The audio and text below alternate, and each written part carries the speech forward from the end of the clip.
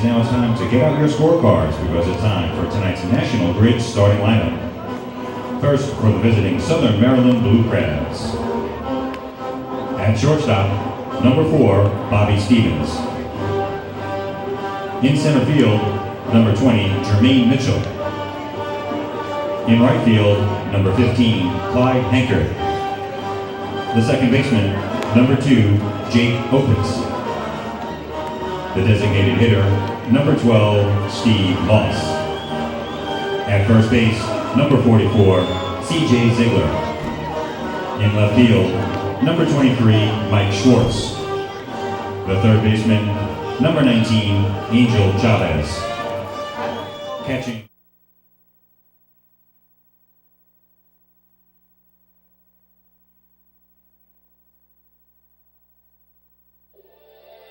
This is Long Island Ducks baseball. Justin Davies at the plate, the winning run at third. Crowd going nuts. Swung on, bouncing ball left side, off the mitt. Up third baseman Brad Strauss. Here comes Willie Rodriguez. Justin Davies has done it again. The Ducks are one strike away from the championship. Jason Johnson makes the catch. He makes the catch, and the Long Island Ducks have swept the Camden River Sharks. They are the 2004 Atlantic League champions. Live butts up the third baseline. Esquivel charging in. They're not going to have a play, and the Ducks are the champions of the Atlantic League here in 2012. Going back is Adam Bailey. He settles under it. He makes the catch. Adam Bailey makes the catch. And for a second straight year, the Atlantic League trophy will reside on Long Island. The Ducks are the Atlantic League champions. And now it's time for the Long Island Ducks North Shore LIJ Southside Hospital pregame show. A pleasant good evening and welcome to Central Islip, Long Island, where tonight the Long Island Ducks take on the Southern Maryland Blue Crabs in the final game of a 3-game series here at Bethpage Ballpark. It's an interdivision matchup of the Atlantic League of Professional Baseball, as tonight the Ducks enter the ballgame with a 29-31 overall record this season, second half record, 70-60 overall this season, while the Southern Maryland Blue Crabs 33-27 in the second half, 62-68 overall. The Ducks have lost 5 consecutive games. The Blue Crabs have won 4 consecutive games. And welcome into the broadcast booth, everybody.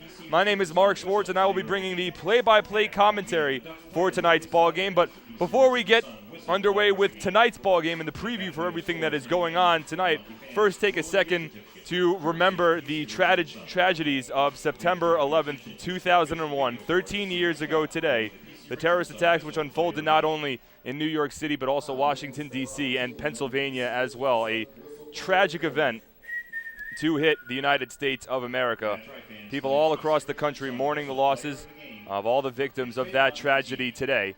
And later during this pregame ceremony, we'll kick it to the public address announcer here at Bethpage Ballpark, Perry Cassidy, who will take us through all the pregame ceremonies here as the Ducks honor the victims of the tragic September 11th, 2001 terrorist attacks here in the country. But for tonight's ball game, the Ducks will be taking on a Southern Maryland Blue Crabs team that has took the first 2 games of this 3-game series here at the Duck Pond. And these are 2 teams now that are traveling in different directions as we look at the playoff picture in the Atlantic League. Entering tonight's slate of games, right now the Ducks not necessarily in the spot which they want to be, currently trailing the Somerset Patriots in the Liberty Division by 4 games for first place with 10 games left to play in the 2014 regular season. When you look at the wild card standings, the Ducks currently 3 games behind the Sugar Land Skeeters with, 10 games left to play in the regular season as well. So the Ducks need to go on a winning streak, and they're, in addition to that, are going to need some help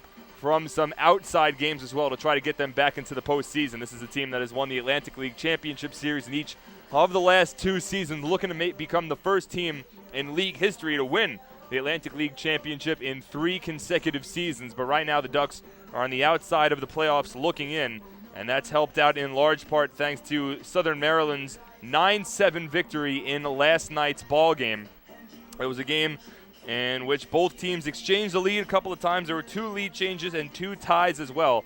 A seesaw battle between the Blue Crabs and the Ducks in a game in which Southern Maryland eventually won. It was Ian Marshall on the mound for the Blue Crabs against Sean Garceau for the Ducks, and Both teams got the scoring started early in last night's ballgame with Southern Maryland with a pair of runs in the top of the first inning on a sacrifice fly from Jake Opitz and a double steal which scored a run. But the Ducks would respond in the bottom of the first inning with 1 out and a runner at second base. Lou Ford came to the plate, and he would get the Ducks on the scoreboard. The 1-2 to Ford. Swung on, broken bat liner, softly falls in front of the center fielder Jermaine Mitchell. Rounding third base is Phelan Lentini, and he will come home and score. It's an RBI single for Lou Ford, his 89th run batted in of the season. And the Ducks have trimmed the deficit in half. The score now 2-1 in the bottom of the first inning. So that put the Ducks in front 1-0 early on in the, well, that cut the deficit to 2-1 in the bottom of the first inning. The Ducks would even up the ball game a couple of batters later with the bases loaded. It was Cody Puckett stepping to the plate. And with the bases loaded, Puckett would hit a ball along the infield, but it would be enough to tie up the ball game. Swung on, grounded up the middle, and a diving stop made by the shortstop Stevens, but he has no play. The ball rolls away from him. In to score from third base, Lou Ford. It's an RBI infield single, and the Ducks have tied up the ball game at 2 here in the bottom of the first. So a 2-2 ball game after the first inning. That would remain the score until the top of the third when a 2-run double from Steve Moss put the Blue Crabs back in front. 2-0 off of Sean Garceau, but the Ducks would rally and eventually take the lead in the bottom of the fourth inning. 3 runs would come home for the Ducks. Lou Ford, with the bases loaded and 2 out, was hit by a pitch. But before we get into the rest of the recap, going to kick it to the public address announcer here at Bethpage Ballpark, Perry Cassidy, who will take us through the pregame ceremonies here at the Duck Pond. Tonight's color guard, lining up in front of the pitcher's mound, is the U.S. Coast Guard and Coast Guard Auxiliary. Also lining up on the first and third base side are veterans from American Legion Wilson Ridge, post 432. Babylon, American Legion, post 94. Massapequa, VFW, post 7763. Northport, Virginia, Medical Services Veterans. Rusibon, post 411. Sons of the American Legion, Brentwood, post 1006. Suffolk County Veterans Service Agency. Sunken Pond Veterans Home at Stony Brook. U.S. Coast Guard Auxiliary. Veterans of Northport VA Hospital. Vietnam Veterans of America, Chapter 82 of Nassau County. And Military Order of the Purple Heart, Chapter 417.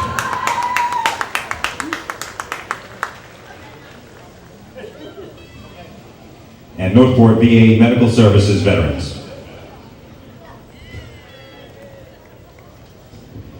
For all Americans, for all time, the phrase 9/11 will evoke a special meaning, a memory of a moment in our history when the world as we know it changed forever. To join together to honor the memory of the more than 3,000 people who died 13 years ago today, we ask that you join us in a moment of silence as we remember those that lost their lives, their families, and their loved ones.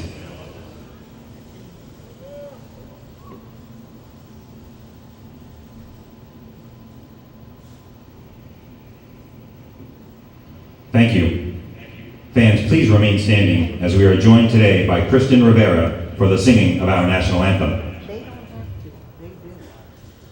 Oh, say, can you see by the dawn's early light what so proudly we hailed at the twilight's last gleaming, whose broad stripes and bright stars through the perilous fight o'er the ramparts we watched were so gallantly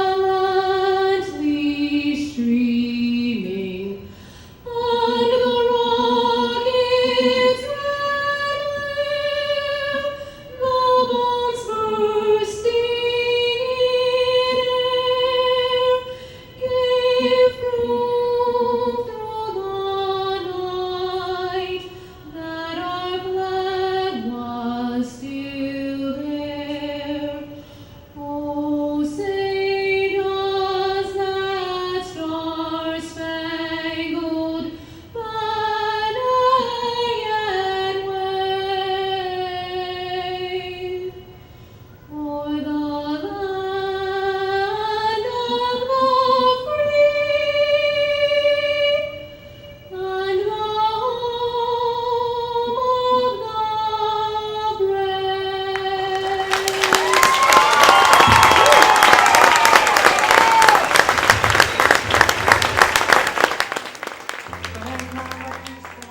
That was Kristen Rivera here at Bethpage Ballpark singing the national anthem today, as once again people all across the country mourn the losses of the tragedies which occurred 13 years ago today, both in New York City, Washington, D.C., and in Pennsylvania as well. We're hoping today that a baseball game could help lift the spirits of all the fans in attendance tonight and all the listeners out there as well. We'll try to do our part to bring an entertaining ball game. Of course, it's always tough to focus on a game on a day like this, but we'll do our part. As the Ducks get ready to take on the Southern Maryland Blue Crabs, we'll take a break here on the pregame show. When we get back, we'll go over the starting lineups and get set for first pitch between the Long Island Ducks and the Southern Maryland Blue Crabs on the Ducks official YouTube channel, youtube.com/DucksBaseball, and live audio and video streaming both at liducks.com as well. Hi, this is manager Kevin Baez, and you're listening to Ducks Baseball on the Ducks official YouTube channel, youtube.com/DucksBaseball.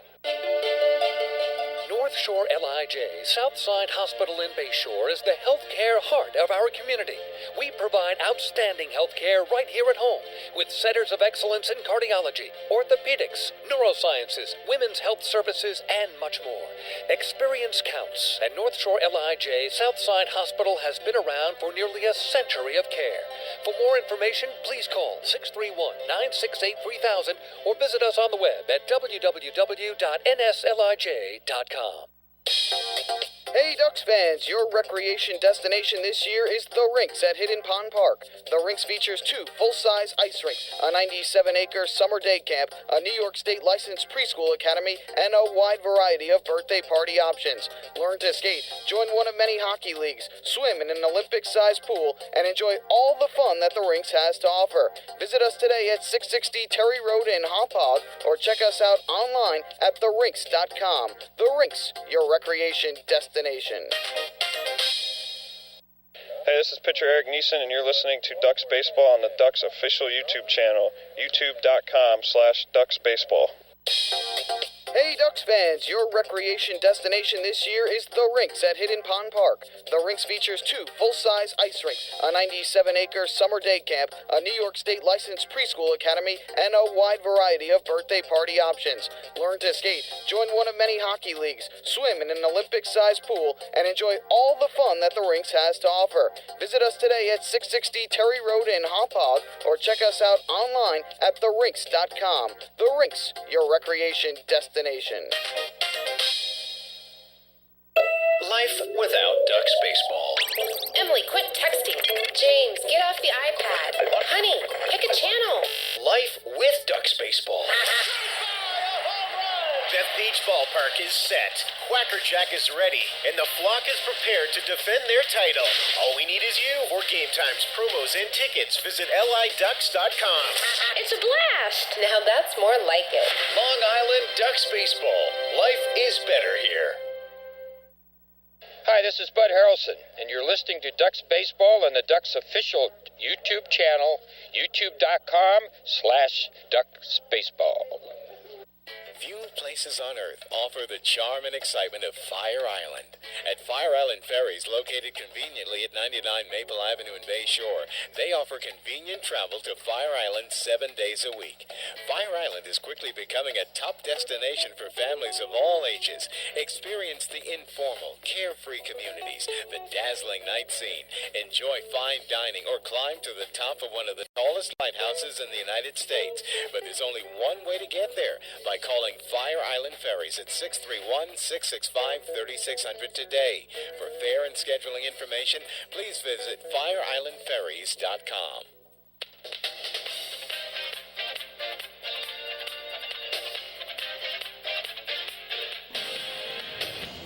And welcome back to Bethpage Ballpark. Mark Schwartz here on the call on the Ducks official YouTube channel, youtube.com/DucksBaseball.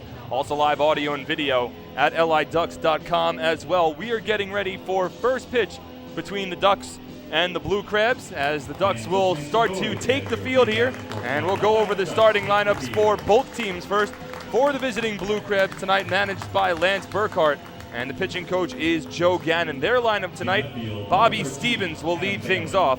Over at shortstop, Jermaine Mitchell bats second. In center field, Kyle Hankard, the number 3 batter in right field. Jake Opitz, the cleanup batter, hitting fourth. He'll make the start over at second base. Steve Moss is the designated hitter, batting fifth. C.J. Ziegler at first base, batting sixth. Mike Schwartz hits seventh over in left field. Angel Chavez at third base, batting eighth. And James Skelton wraps up the lineup, batting ninth. It's the identical lineup that the Blue Crabs have gone with over each of the first 2 games of this series. And in those 2 games, the Blue Crabs have combined to score 19 runs over the last 18 innings. So you can't blame Southern Maryland for going with the hot lineup for the time being. On the mound for the Blue Crabs tonight is Jake Hale. He'll make his 12th appearance for Southern Maryland. His first start, however, for the Blue Crabs this season. He started off with Camden before making his way over to Southern Maryland. He'll make the start tonight as he works against the Ducks, who will send Jared Lansford to the mound tonight for Long Island. Lansford, the 6'2", 190-pound right-handed starter from Scottsdale, Arizona, in his 3rd year with the Long Island Ducks, but it's his first year as a starting pitcher. And tonight, Lansford will be on the hill to make his 25th start of the season. He's been very strong for Long Island. Overall, enters tonight's ball game with an 8-5 record alongside a 2.91 ERA. That 2.91 ERA, 4th lowest in the Atlantic League, 2nd lowest on the team, trailing Bobby Blevins, who was a 2.80 ERA. For Lansford, over 148 1/3 innings of work. He's struck out an impressive 113 batters. That's 4th most in the Atlantic League compared to just 38 walks allowed. So it's been an impressive season for Jared Lansford, as he has been successful in making the transition from a relief pitcher the last couple of years with the Flock to now a starting pitcher. He'll step on the mound as he works against Bobby Stevens as we begin tonight's ball game. Sunny skies, slight overcast, a slim chance of rain in the forecast throughout the night, so we'll continue to monitor the radar as the game progresses. But right now, beautiful playing weather here at the Duck Pond. Lansford stares into Jan Vasquez for the call. He'll work from the windup, and the first pitch of tonight's ball game, a fastball taken upstairs for a ball, 1-0. Official start time at 6:39 p.m. local time. The lights are on here at Bethpage Ballpark, but sunny skies for the time being as Bobby Stevens fouls off the fastball, and the count runs even to 1-1. Game time temperature of 75 degrees, similar to last night's temperature, just a very comfortable evening here at Bethpage Ballpark. A relaxing night to sit back, relax, and watch some Atlantic League baseball. The 1-1 to Stevens. Swung on, grounded past Brendan Harris and into left field for a base hit. So similar to the way Stevens started off last night's ball game, tonight he has a leadoff base hit in the top of the first inning. It's the first hit of the ball game, obviously, because he was the first batter. And the Blue Crabs will have a leadoff base runner on as we set the defense for the Ducks tonight. Starting in the outfield, moving from left to right, it's Adam Bailey in left, Lou Ford in center, Phelan Lentini in right. Along the infield, Brendan Harris at third base, Dan Lyons at short, Cody Puckett's the second baseman. C.J. Rutherford gets the start over at first. Joash Brodeen has the night off. Jan Vasquez behind home plate. Bill Hall's the designated hitter. And once again, it's Jared Lansford on the mound for the Ducks. Here's Jermaine Mitchell, and he'll take a first pitch fastball at the knees for a called strike. Our umpires tonight, it's Frank LePeric behind home plate. Fred DeJesus over at first. Warren Nicholson at third. Nice to see Fred DeJesus back on the field today after he exited last night's ball game with some chest pains and feeling lightheaded. Here the fastball from Lansford misses inside, and the count runs even a 1-1. So certainly a good sign to see Fred DeJesus back on the field. As for the last 5 innings of the ball game yesterday, it was Warren Nicholson and Frank LePeric manning a 2-person umpire crew. The 1-1 here from Lansford misses outside to Mitchell, and the count moves to 2-1. Jermaine Mitchell, left-handed batter, hitting .282 this year with 5 home runs and 43 runs batted in. Works against the right-handed Jared Lansford, who works from the stretch for the first time tonight with Bobby Stevens leading off of first base. He's held on by C.J. Rutherford. 2-1 to Mitchell is grounded over to second. Puckett charges in. It was hit softly, so it was only plays to first, where he successfully completes the 4-3 putout. Advancing to second base on the play is Bobby Stevens. 1 away in the top of the first as the number 3 batter Kyle Hankard will step in. number 15. The Ducks tonight wearing their traditional home white pinstripe jerseys. It's a white jersey with white pants, black pinstripes running vertically throughout the jersey. Orange Ducks script going across the chest with teal numbers on the front and the back, and a single-tone black hat with a black brim. The Blue Crabs in their traditional road gray jerseys with the sans serif Blue Crabs font over the chest and a light blue numbers both on the front and the back. Gray pants and a single-tone navy hat with a navy brim. First pitch here to Hankard, checks his swing on a fastball, no appeal from Jan Vasquez, and it's called inside for a ball 1-0. Hankard hitting .279 this year with 5 home runs and 24 runs batted in. Number 3 batter in the order for the Blue Crabs tonight. Southern Maryland took a 2-0 lead in the top of the first inning last night, and they'll look to pick up right from where they left off. The 1-0 from Lansford. Swung on and a line to center field deep. Back goes Lou Ford, ranging towards the warning track. He has space to make the catch. Tagging up from second base is Stevens. He'll advance to third without a throw. It's a long fly out for Kyle Hankard. Now 2 away here in the top of the first inning for Jake Opitz. Second baseman, number 2, Jake Opitz. Opitz, another left-handed batter. 66 runs batted in the season. That's second most on the team behind C.J. Ziegler, who bats 6th in the lineup tonight for the Blue Crabs. Opitz also with 15 home runs to lead the team and a .277 batting average this season. Left-handed batter, slightly open stance against the righty Lansford, who works from the stretch. There's a runner down at third. First pitch change up on the outside corner for a called strike, 0-1.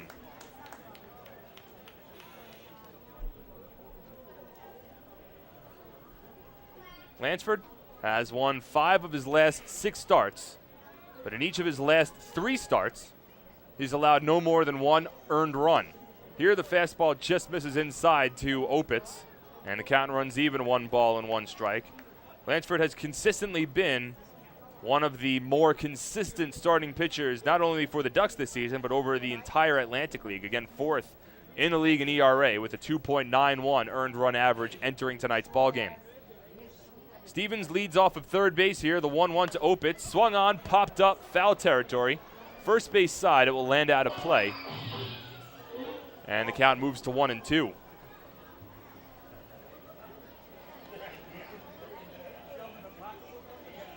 Lansford has only tossed 2 starts, which were not quality starts, dating all the way back to June 27th against the York Revolution. During that span, Lansford has only lost 2 games. Again, overall, 8-5 this season. The 1-2 pitch. Swung on, grounded foul. Ricochets off the railing of the Ducks dugout and bounces into the Ducks dugout. Hopefully everyone's all right. Count holds at 1 ball and 2 strikes. Lansford enjoyed a stretch from August 15th to August 31st, in which he won 4 consecutive games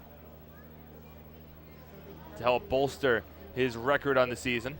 The 1-2 here to Opitz. Swung on, lifted, right field, towards the foul line, over Phelan Lentini. He gives it a look, but it lands out of play. If that ball had been fair, might have had an opportunity to get out of the ballpark for a 2-run home run, as it landed past the outfield wall, down the foul line, but about 10 feet to the right of the right field foul pole. So instead it's just a long foul ball, and the count holds at 1-2 here. Top of the first inning, no score between the Ducks and the Blue Crabs. Bobby Stevens leads off of third base. He led off the inning with a single, advanced to second on a ground out from Jermaine Mitchell, advanced to third on a fly out to center field from Kyle Hankard, and now Jake Opitz looking to bring him in. The infield plays back with 2 away. Brendan Harris significantly off the third base line against the left-handed batter.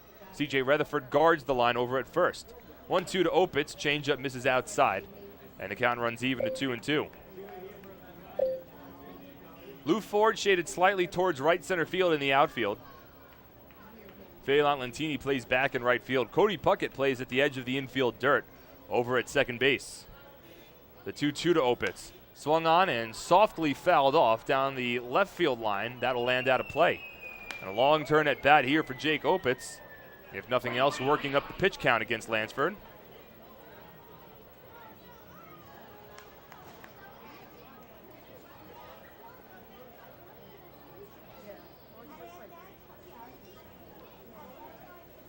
Once again, Jared comes set, and now he'll step off. So a little bit of cat and mouse now between both Lansford and Jake Opitz. No score, 2 out, top of the first inning. Stevens leads off of third base. The 2-2 from Lansford. Swung on and fouled off again. Long turn at bat here for Jake Opitz in the top of the first. Saw a similar at bat from C.J. Ziegler in the top of the first inning of last night's ball game. Already with a run home for Southern Maryland, Ziegler came to the plate with runners at first and third, had a long turn at bat, and during that at bat, Southern Maryland had a double steal, which scored Jermaine Mitchell from third base to increase their lead to 2-0. Here, Opitz on a 2-2 pitch grounds a base hit through the hole on the right side of the infield. A nice at bat from Jake Opitz. He wins the battle against Jared Lansford, and the Blue Crabs have an early 1-0 lead in the top of the first inning. The designated hitter, number 12, Steve Moss. It's the 67th run batted in of the season for Jake Opitz. Continued to fight off tough pitch after tough pitch against Jared Lansford, but eventually gets one that he could keep fair and is able to roll it through the hole on the right side of the infield. Thanks in large part to C.J. Rutherford guarding the line. But now Rutherford will hold on Opitz at first as Steve Moss steps in, takes the first pitch fastball for a called strike, 0-1. Blue Crabs put up 2 runs in the top of the first inning last night. Sacrifice fly from Opitz and a double steal, which scored a run. Picking up right from where they left off, currently holding a 1-0 lead, and the Ducks will once again have to play from behind. The 0-1, Opitz bluffs a bunt as the changeup is taken low. A nice block made by Jan Vasquez. Count runs even, a 1-1. 2 hits now for the Blue Crabs in the top of the first inning. Lansford had 2 out and a 2-strike count against Opitz, but wasn't able to retire him to strand Bobby Stevens over at third. Now Lansford from the stretch, he'll throw over to first base, and Opitz able to dive back in safely. Moss, a right-handed batter, designated hitter for the Blue Crabs tonight, hitting .293 this season with 5 home runs, 20 runs batted in. The 1-1 from Lansford. Fastball misses inside. 2 balls and 1 strike. Moss had a nice game last night. Went 2 for 4 from the plate with a run scored and 3 runs batted in. Had a 2-run double in the top of the third inning, which put the Blue Crabs on top 4-2 at the time. Later had an RBI single in the top of the 7th. Here's Opitz takes off. Fastball is grounded over to Cody Puckett, who blocks it initially, and his throw over to first base won't be in time.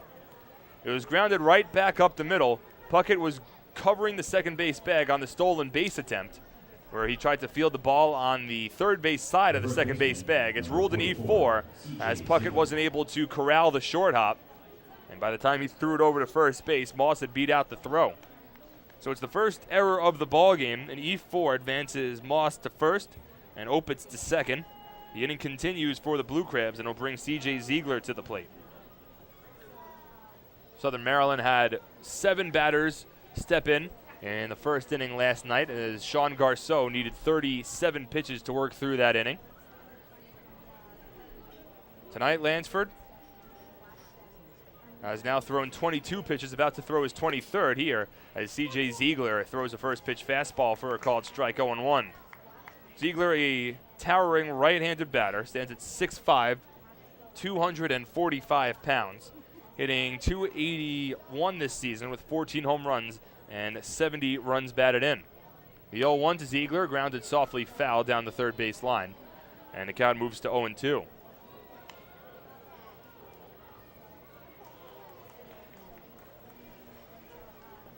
No balls, 2 strikes, and 2 out in the top of the first inning. Southern Maryland on top 1-0 on an RBI single from Jake Opitz. Opitz here leads off of second base. It's Steve Moss off of first. C.J. Ziegler at the plate. Lansford trying to work himself out of the inning. Checks the runner at second, and now will step off the mound and stare Opitz back to the bag. Cody Puckett shaded slightly towards the second base bag to try to keep Opitz honest. Dan Lyons plays deep at shortstop against the right-handed hitting Ziegler. And now Frank Leparic will take time as Ziegler steps out of the batter's box. So another long first inning. Last night, the first inning took about 10 minutes and 21 seconds. The top of the first, that is. Here the 0-2 to Ziegler is swung on and missed strike 3. First strikeout of the ball game for Jared Lansford, but the Blue Crabs scratched together a run on a pair of hits, 1 error, and 2 runners left on base. 1-0 Blue Crabs as we move to the bottom of the first on the Ducks official YouTube channel, youtube.com/DucksBaseball. Hi, this is pitcher John Brownell, and you're listening to Ducks Baseball on the Ducks official YouTube channel, youtube.com/DucksBaseball. Beautify your patio, walkway, driveway, or pool surround with Nicoloc paving stones and walls. Nicoloc's specially formulated paver shield offers extra surface wear protection and color enhancement throughout the thickness of the paver. Paver shield guarantees that your pavers will look great for years to come. Bring home the elegance with Nicoloc. Visit the Nicoloc Design Center, Sunrise Highway, Lindenhurst, or Nicoloc.com. Let Nicoloc pavers, Nicoloc pavers, pave your way. Baseball fans, the Long Island Ducks mobile app has officially arrived. Powered by ClearVision Apps, it's your one-stop shop for all things Ducks baseball. Buy tickets straight from your mobile device. Receive game status updates with push notifications. Check out up-to-the-minute news and scores and interact with the Ducks on social media. Best of all, it's free. Download the Ducks mobile app today by visiting the App Store on your Apple-powered device or Google Play on your Android-powered device. The Long Island Ducks mobile app, with you wherever you flock to.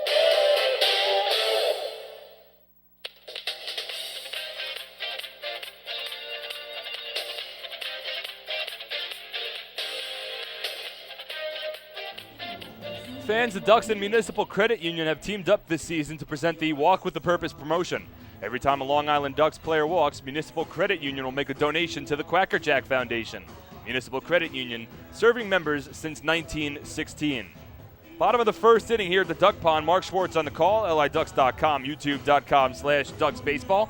Run through the Ducks starting lineup tonight, managed by Kevin Baez. The pitching coach is Steve Foucault, and the hitting coach is Lou Ford. Phelan Lentini leads things off for the Ducks, followed by Brendan Harris. Lou Ford his third. Bill Hall's the designated hitter, batting cleanup after he had the first 2 ball games of this series off.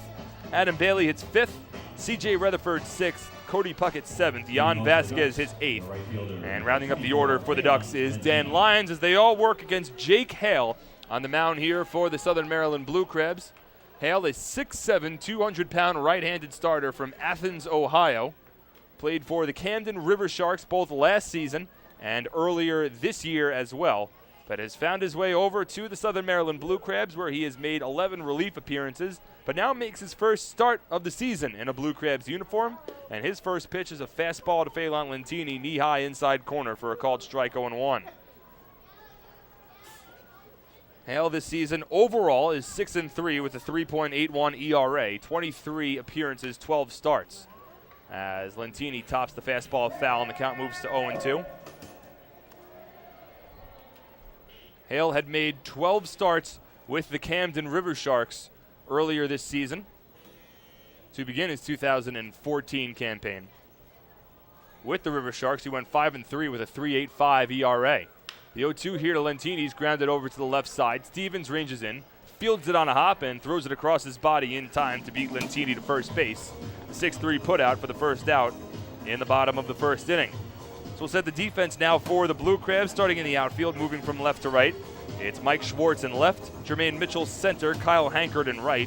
Along the infield, Angel Chavez at third base, Bobby Stevens at short, Jake Opitz in second, C.J. Ziegler at first, James Skelton behind home plate, catching for Jake Hale on the mound. So now Hale will work against Brendan Harris, number 2 batter in the order for the Ducks tonight. A 301 batter this season with 8 home runs, 47 runs batted in. Hale from the windup. First pitch here to Harris. Fastball taken at the knees for a called strike 0-1. Last night, Brendan went 1 for 5 from the plate. That increased his on-base streak to 25 consecutive games. Second longest for the Ducks this season. The 0-1. Swung on, grounded over to third. Chavez fields a long hop, spins around, and fires across the diamond in time to beat Harris for out number 2. So 2 out, nobody on here in the bottom of the first inning. And Lou Ford will step to the plate for the Ducks. Now batting for the Ducks, the center fielder, number 20, Lou Ford. Ford hitting .350 this season. That leads the team. Also the second highest batting average in the Atlantic League, just behind Justin Green of the York Revolution, who's hitting .363 this year. Ford leads the Atlantic League in runs batted in with 90, alongside 15 home runs. Ford is actually second in the league in RBI behind Chad Tracy of the Revolution, who has 92. As Ford takes a fastball at the knees for a called strike, 0-1. Lou had a nice game at the plate. It was a solid offensive game last night for the Ducks, as the fastball here's on the outside corner for a called strike, 0-2. Ford went 2 for 3 with a pair of runs scored and a pair of runs batted in. He was also hit by a pitch 2 times. Southern Maryland pitching hit Ducks batters 4 times over the course of last night's ball game, as Ford tops the fastball foul. There's a little bit of backspin on that foul ball. It originally hit towards the back of the left-handed batter's box, and then it was the backspin on the ball which actually started having it roll towards towards fair territory. James Skelton, alertly behind home plate, gave the ball a second to try to roll back into fair territory, because if it did and he had fielded it in fair territory, then it would have been a fair ball.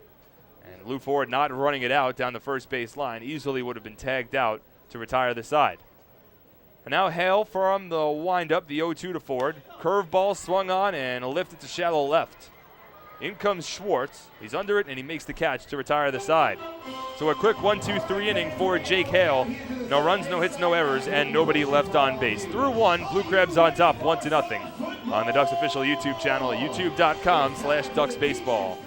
Hi, this is shortstop Dan Lyons. You can follow me on Twitter at @TheDannyLyons, and you're listening to Ducks Baseball on the Ducks official YouTube channel, youtube.com/DucksBaseball. Few places on Earth offer the charm and excitement of Fire Island. At Fire Island Ferries, located conveniently at 99 Maple Avenue in Bay Shore, they offer convenient travel to Fire Island 7 days a week. Fire Island is quickly becoming a top destination for families of all ages.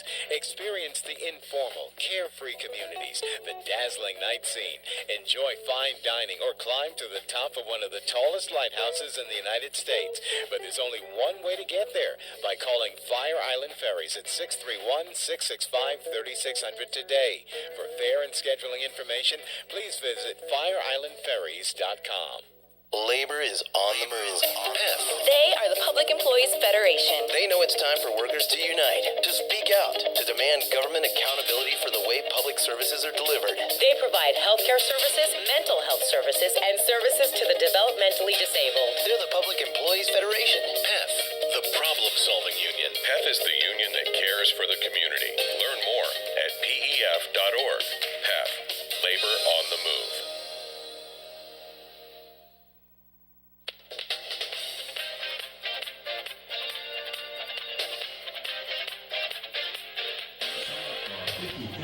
Top of the second inning here at the Duck Pond. Mark Schwartz on the call, LIDucks.com, youtube.com/DucksBaseball. Jared Lansford back to the mound for his second inning of work, as the Blue Crabs lead it 1-0 over Long Island. 1 run, 2 hits, no errors for Southern Maryland. No runs, no hits, and 1 error for the Ducks. The Blue Crabs scratched together a run in the top of the first inning off of Lansford on a pair of hits. Bobby Stevens led off the inning with a single, eventually advanced to third with 2 out before Jake Opitz brought him home on an RBI single into right field. Blue Crabs later had runners at first and second with 2 out before C.J. Ziegler struck out to retire the side. So here in the top of the second inning, it'll be the bottom of the order for the Blue Crabs. Mike Schwartz, followed by Angel Chavez and James Skelton due up. The third game of this 3-game series, Southern Maryland has taken each of the first 2 games, and they're looking to sweep the Ducks here at home, which would come as a pretty large upset considering the Ducks had really owned the season series over Southern Maryland entering this series. This specific series here at Bethpage Ballpark, I should say. As the first pitch to Mike Schwartz, a fastball taken outside for a ball, 1-0. Schwartz, a left-handed batter, hitting .276 this year with a home run and 7 runs batted in. Lansford works from the windup with nobody on base. The 1-0. Fastball misses outside. 2 balls and no strikes. The Ducks led the season series 11-3 entering this specific 3-game set. The Southern Maryland has taken the first 2 games, scoring a combined 19 runs over the first 18 innings. Here the changeups on the inside corner for a strike, 2-1. The Ducks were also 4-0 at home against Southern Maryland entering this series.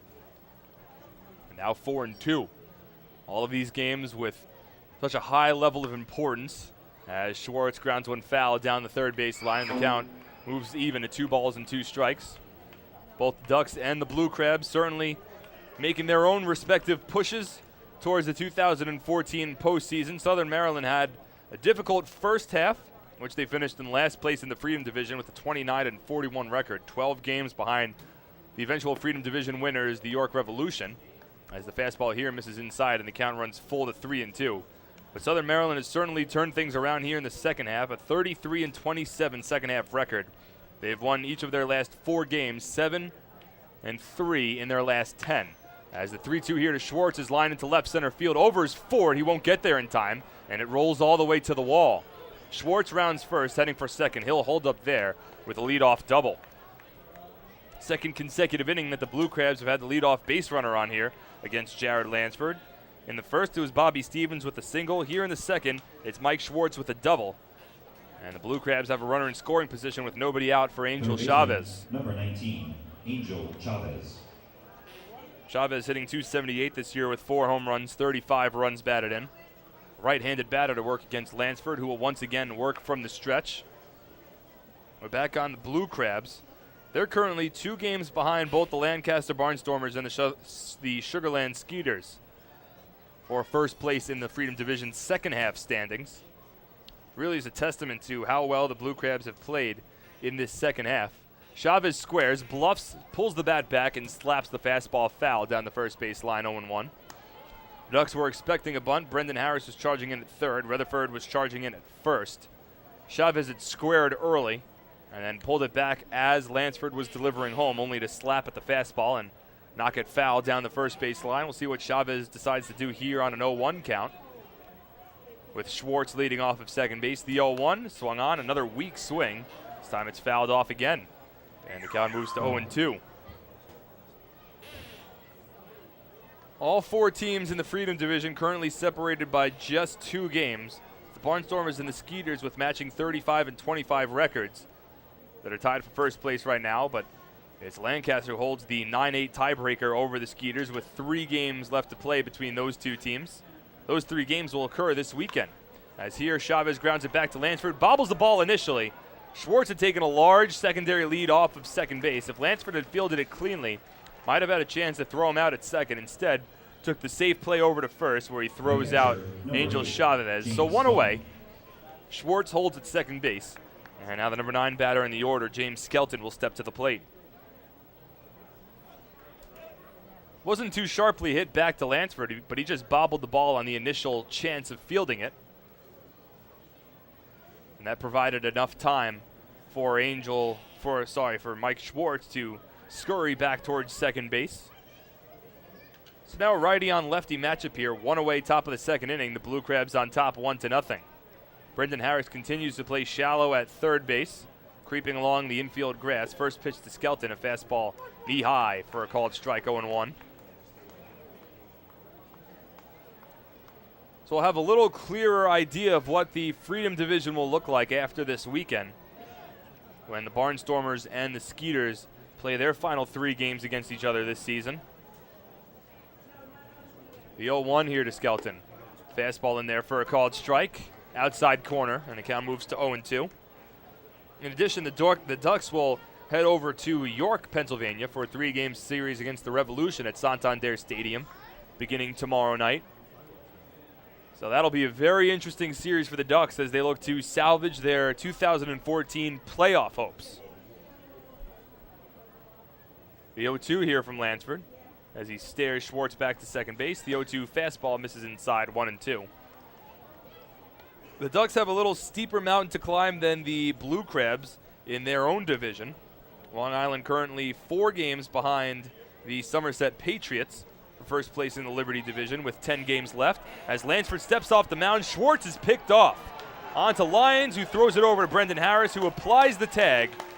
And it is a 1-6-5 pickoff. Schwartz didn't think that Lansford was going to look over towards second, and he took a really early break out of his primary lead to try to steal third base. Lansford, alert of what was going on, turned around, threw to Lyons, who then got Schwartz caught in the pickle, tossed it on to Harris, who applied the tag on the chest of Schwartz. Now 2 away here in the top of the second inning. Nobody on base, and a 2-strike count to James Skelton. So a base running blunder there from Schwartz. The 1-2 from Lansford. Swung on, grounded over to first. Rutherford knocks it down. He'll take it himself to the bag to retire the side. So a base running blunder helps out the Ducks. No runs for the Blue Crabs. On 1 hit, no errors, and nobody left on base. Bottom of the second inning we go. Blue Crabs on top, 1-0 on the Ducks official YouTube channel at youtube.com/DucksBaseball. Hey fans, this is pitcher Bobby Blevins, and you're listening to Ducks Baseball on the Ducks official YouTube channel, youtube.com/DucksBaseball. It's your money, and you have the power to save it. Make a few simple changes, and you can use less electricity and save real money. By installing Energy Star light bulbs and products for your home, you can save hundreds of dollars each year. At PSEG Long Island, we're working hard to serve you in the way you deserve. Check out our energy-saving tips and tools at pseglyny.com/save money. James Simmons is going back. He is looking up, and on Bark in the Park Night, that one is gone and reaches a kennel in Central Islip.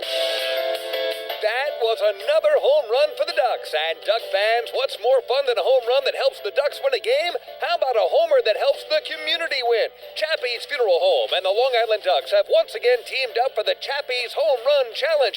If the Ducks hit 100 homers this season, Chappie's Funeral Home will donate $5,000 to the Quackerjack Foundation. So every time a Ducks hitter goes deep this season, watch for the Chappie's Challenge home run count on the scoreboard. And if we reach 100, we're all a winner. Chappie's Funeral Home, where caring for others is a family tradition.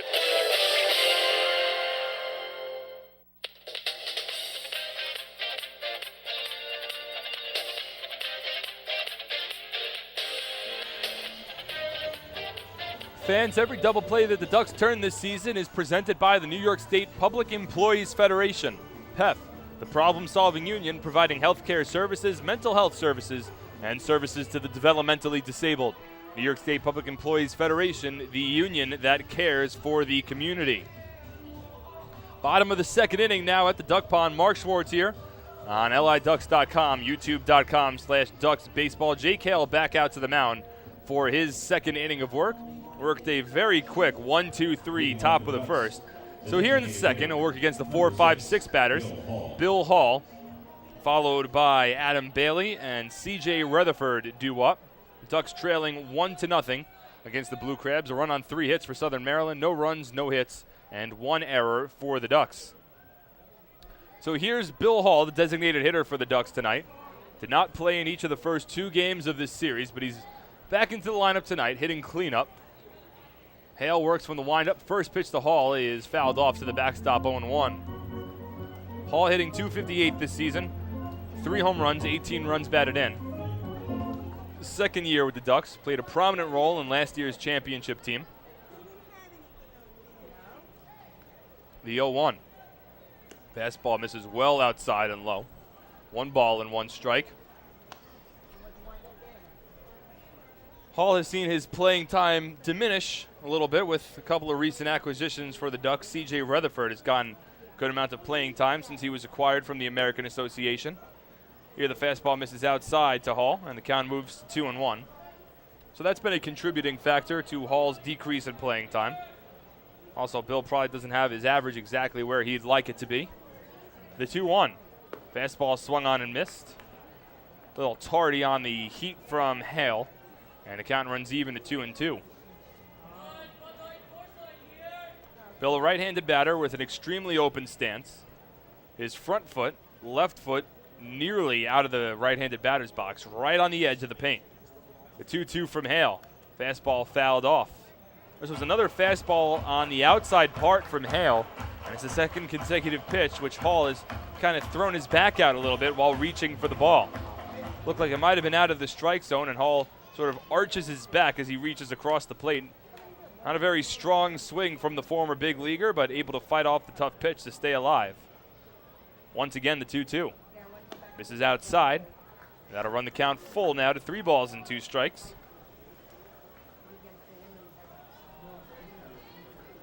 Hale made quick work of Lentini, Harris, and Ford in the bottom of the first inning. Here's the payoff pitch to Hall, and it's lifted deep left center field. Back goes Mitchell, warning track, looking up, and that one's gone! A solo home run for Bill Hall, his 4th of the season, and he's tied things up here in the bottom of the second inning. The score now 1-1.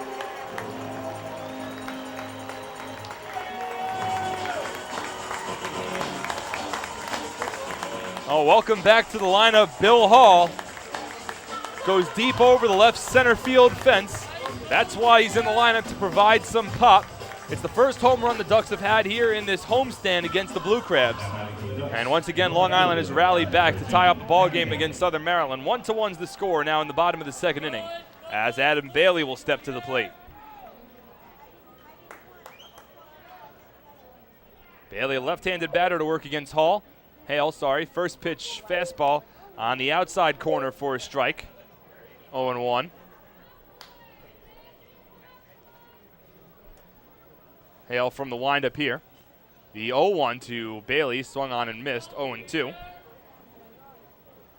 Well, fans, that's the 96th home run of the season for the Ducks. If the Ducks hit 100 home runs this year, they've met the Chappie's Home Run Challenge, and Chappie's Funeral Homes will donate $5,000 to the Quackerjack Foundation. Have 9 games left after tonight to hit at least 4 more home runs to meet that challenge, as Bailey takes a fastball outside and the count moves to 1-2. Bailey's certainly one of the guys that can help get the Ducks to that plateau. He leads the team in home runs this season with 18. The 1-2 now to Bailey. Changeup misses inside, and the count runs even at 2-2. Alongside those 18 home runs, Bailey also hitting .307 this year, second best batting average on the team. 87 runs batted in, second most RBI on the team. Left-handed batter steps out for a second, granted time by Frank Leparic. Bailey's 87 ribeye stakes, 4th most in the Atlantic League. Again, it's Chad Tracy of York who leads the league, as here Bailey lifts one to deep right field. Back goes Hankard at the wall. He leaps up, and he does not make the catch. It's a home run. The Ducks go back-to-back with solo home runs at the bottom of the second inning. First it was Bill Hall. Now it's Adam Bailey with his team-leading 19th long ball of the season. Ducks lead 2-1.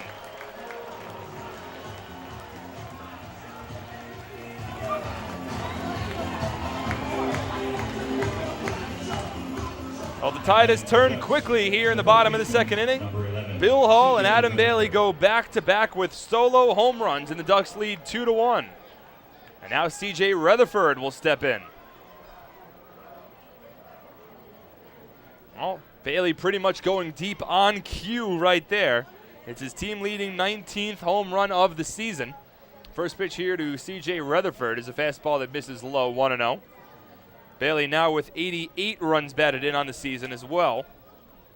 Continues his very impressive second half as Rutherford takes the fastball off the plate and the count moves to 2-0.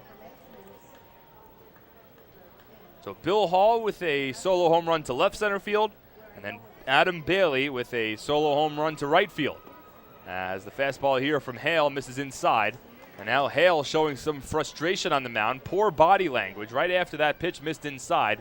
Kind of threw his head back a little bit, let out a deep breath before lackadaisically catching the ball from the catcher, James Skelton.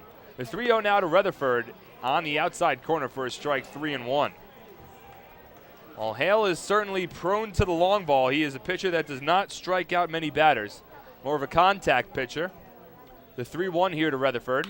Fastball lined sharply over to short on a hot Bobby Stevens field, spins around and throws out Rutherford at first base for the first out of the inning.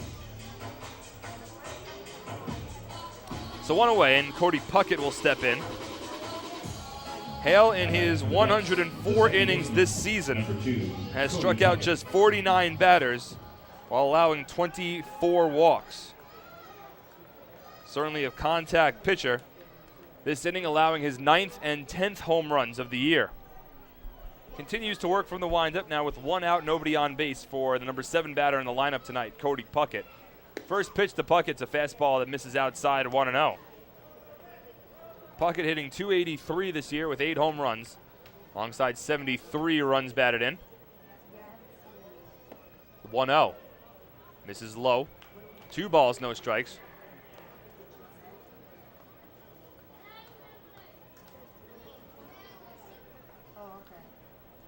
Now quickly from the windup, the 2-0 to Puckett is swung on and lifted deep to left. Back goes Schwartz. He looks up, and you can forget about this one. A long solo home run for Cody Puckett. It's the 3rd home run of the inning for Long Island, and they lead it 3-1.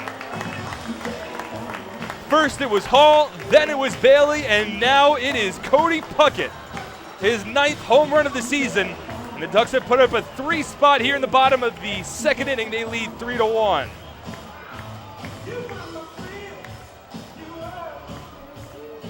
Well, the Ducks had gone the first 2 games of this series without a home run, but they have opened things up in a large way here in the bottom of the 2nd inning tonight.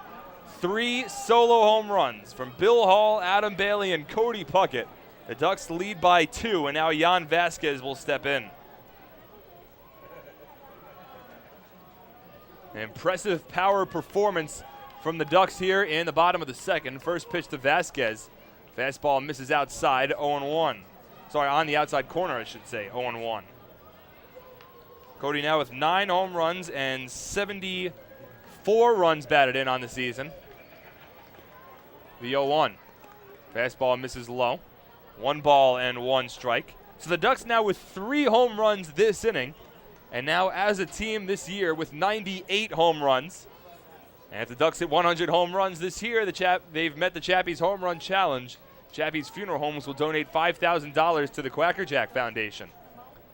The 1-1 to Vasquez on the outside corner for a called strike, 1-2. So maybe the Ducks heard me after that first home run from Bill Hall. Now have plenty of time to record maybe 2 more home runs over the course of this entire season. To meet that Chappie's Home Run Challenge. The 1-2 to Vasquez. Misses outside. 2 balls and 2 strikes.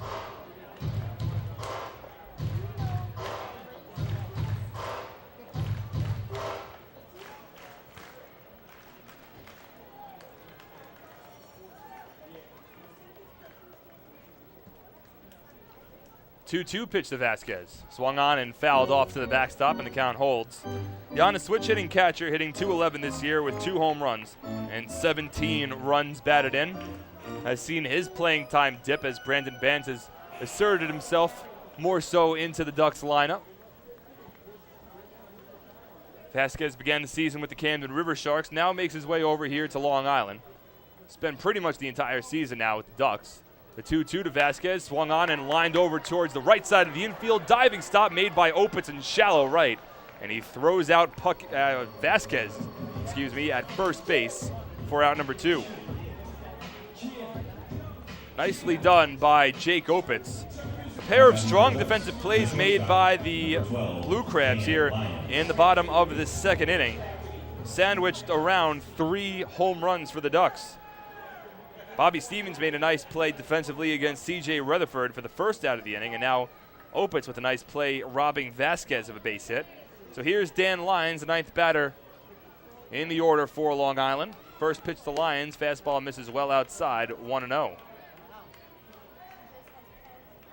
Bill Hall, Adam Bailey, and Cody Puckett each with solo home runs here in the bottom of the 2nd inning. The 1-0 to Lyons misses inside, 2 balls and no strikes.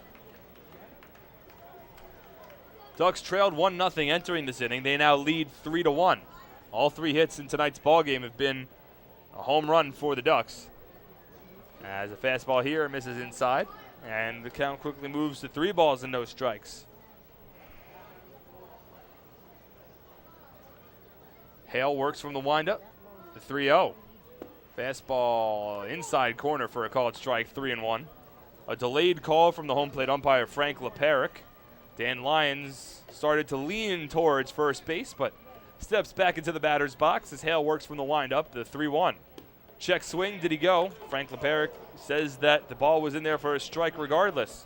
No appeal required. Leparic says it was a strike, and the count is now run full to 3-2.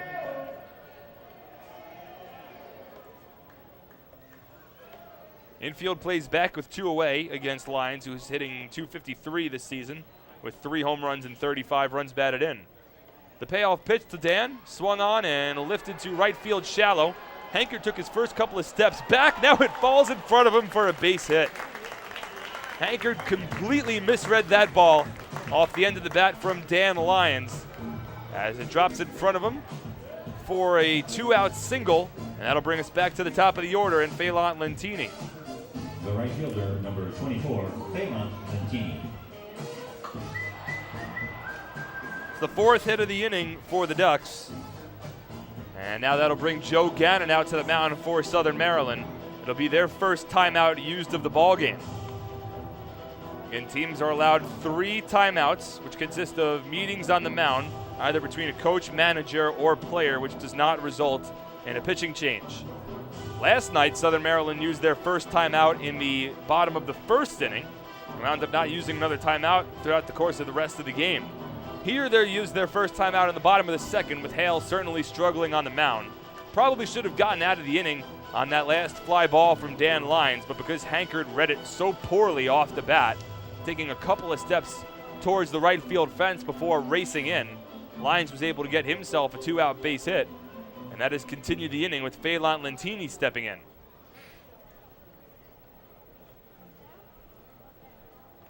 Lentini's 0 for 1, grounded out to short back in the 1st inning. That was the 1st inning which Jake Hale worked rather quickly and efficiently. It was a 1-2-3 inning. Made quick work of the first 3 batters in the Ducks lineup. The same cannot be said, however, here for the bottom of the 2nd, as the first pitch to Lentini's on the outside corner for a strike, 0-1. Hale now at 42 pitches tonight, about to throw his 43rd. After he needed under 10 to get through the bottom of the 1st. Here he works from the stretch for the first time tonight as Lyons leads off of first, held on by C.J. Ziegler. The 0-1 to Lentini. Slider misses outside, 1-1.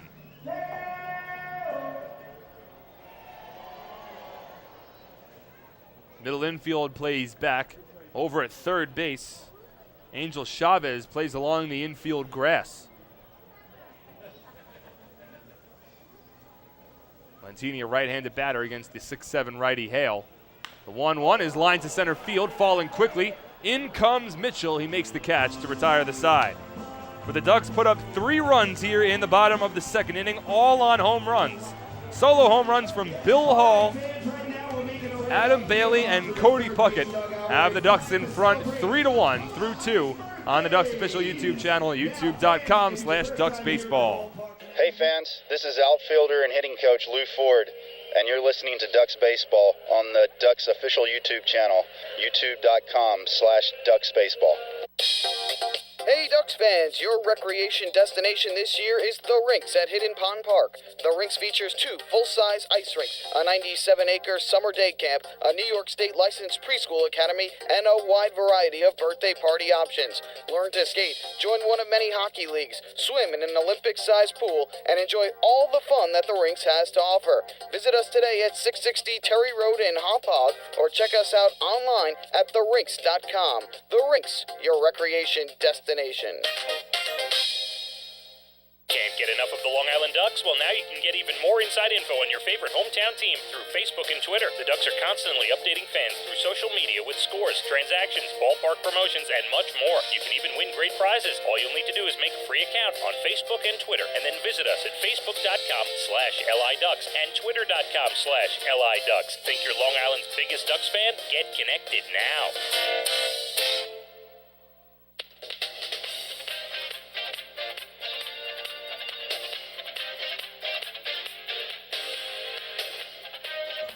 The And welcome back here to Bethpage Ballpark. Mark Schwartz on the call on the Ducks official YouTube channel, youtube.com/Ducks Baseball. Also live audio and video at liducks.com. Top of the third inning, and the Ducks now lead it 3-1 over the Southern Maryland Blue Crabs, thanks to 3 solo home runs in the bottom of the second inning from Bill Hall, Adam Bailey, and Cody Puckett.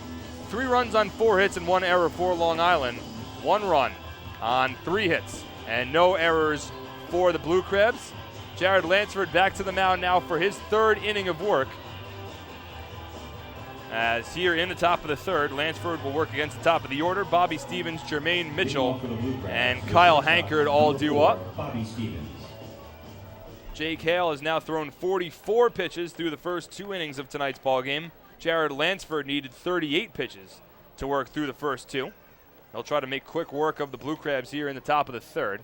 Bobby Stevens is 1 for 1 with a run scored, led off the ballgame with a base hit into left field before coming home to score on a Jake Opitz RBI single with 2 out. First pitch here to Stevens, a fastball on the outside corner for a called strike, 0-1. Well, in the bottom of the second inning, Bill Hall and Adam Bailey went back-to-back with solo home runs as Stevens takes a slider outside for a ball 1-1. It was the first time that the Ducks had hit back-to-back home runs since July 7th, which came here at Bethpage Ballpark when Randy Ruiz and Brendan Harris went back-to-back with home runs. Here the fastball is popped up foul behind home plate. Vasquez runs out of real estate and the count moves to 1-2. Came on July 7th against the Sugarland Skeeters when the Ducks were in the midst of a 7-game winning streak, their 2nd longest win streak of the season. Randy Ruiz had a very impressive stretch with the Ducks before he signed on with the team over in the Mexican League. Spent about a little over a month here with the Ducks as Stevens check swing ground ball through the hole on the right side. Stevens was fooled by the high fastball from Lansford, still able to get it to roll in a fortuitous place. It's Stevens' 2nd hit of the ball game, and for the 3rd consecutive inning, Southern Maryland has the leadoff batter on base. The center fielder. So Stevens will lead off of first now for Jermaine Mitchell.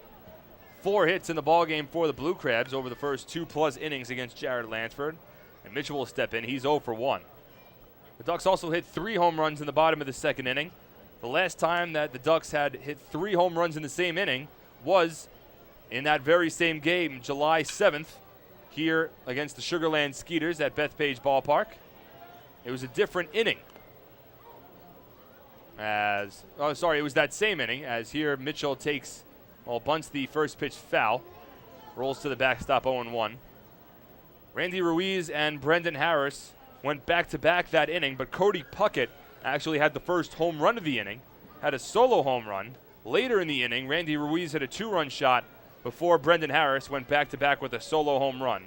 3 home runs in the bottom of the 7th inning back on July 7th. As here, Mitchell skies one foul down the left field line, and it will land out of play towards the Smokin' Owls party deck down the left field line, and the count moves to 0-2.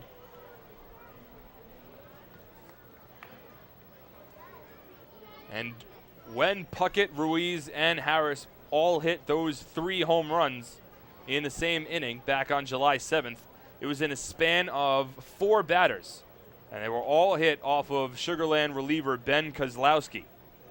The 0-2 here to Mitchell misses outside, and the count moves to 1-2.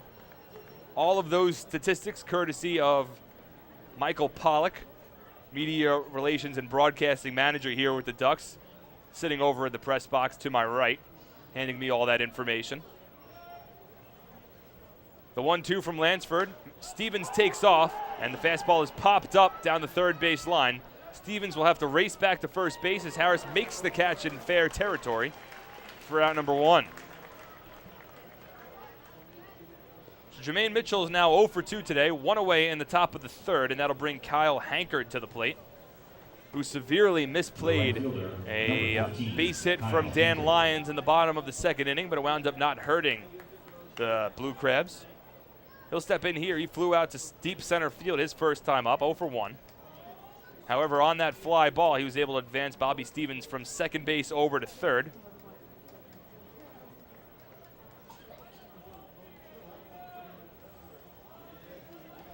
and Stevens eventually came home on the RBI single from Jake Opitz. That's provided the only run of the ball game for Southern Maryland. As Lansford will throw over to first base here. Back diving safely is Stevens. Stevens a threat to run. Has 13 stolen bases this year in 15 attempts. Had a steal in last night's ball game when the Blue Crabs as a team stole 6 bases. Here Hankard swings through the fastball and the count moves to 0-1. The 6 steals for Southern Maryland were the most by any team against the Ducks this season.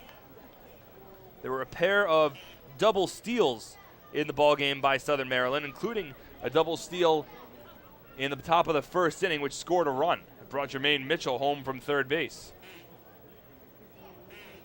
The 0-1 here from Lansford is a fastball that misses low, and the count moves to 1-1.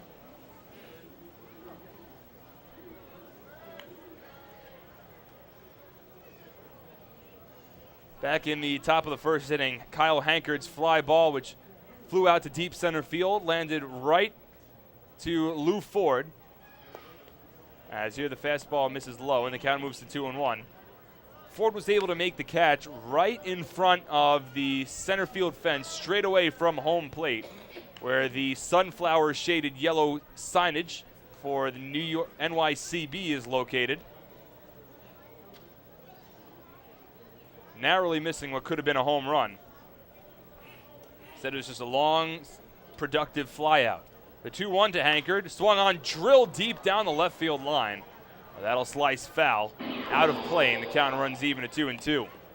Hankard well out in front of the changeup there from Jared Lansford, and the count is now run even. Stevens continues to lead off of first base, 1 away, top of the third inning. Ducks leading at 3-1 over the Blue Crabs. Infield plays back with 1 out, hoping for a double play ground ball. C.J. Rutherford holds on Stevens at first. Lansford from the stretch. The 2-2. Curveball taken in the dirt. Vasquez blocks it, and that'll hold Stevens at first. A nice block made by Jan Vasquez, and the count runs full to 3-2.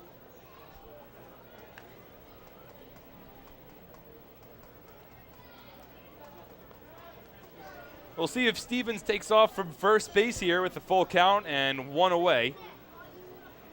Stevens certainly has excellent speed. See if the Blue Crabs trust Kyle Hankard to put the ball in play. The 3-2, Stevens does takes off and misses outside. Vasquez will throw down to second. It doesn't matter. Stevens almost outran second base. Puckett applied the tag, and no signal was made by the third base umpire, Warren Nicholson. Interesting there, because Stevens was awarded second base regardless because the pitch missed outside for ball 4. So it was a walk and Stevens could take second. He arrived safely at second base, but then almost overran the bag, and I wonder if Puckett had applied the tag, if Stevens were to be off the base, if he would have been ruled out, because he would have already gotten to second base and then had stepped off.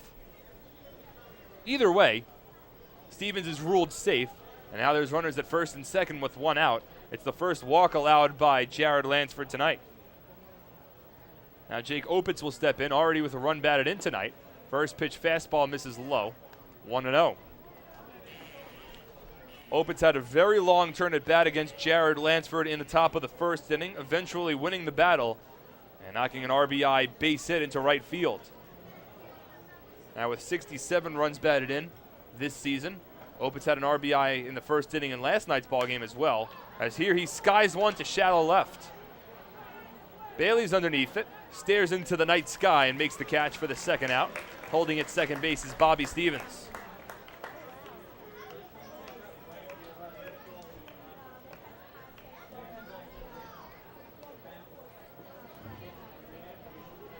So 2 out, runners at first and second, top of the third inning, Ducks leading 3-1.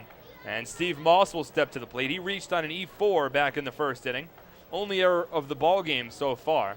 But Moss certainly a dangerous batter, and the Ducks need to be wary of him here in this situation.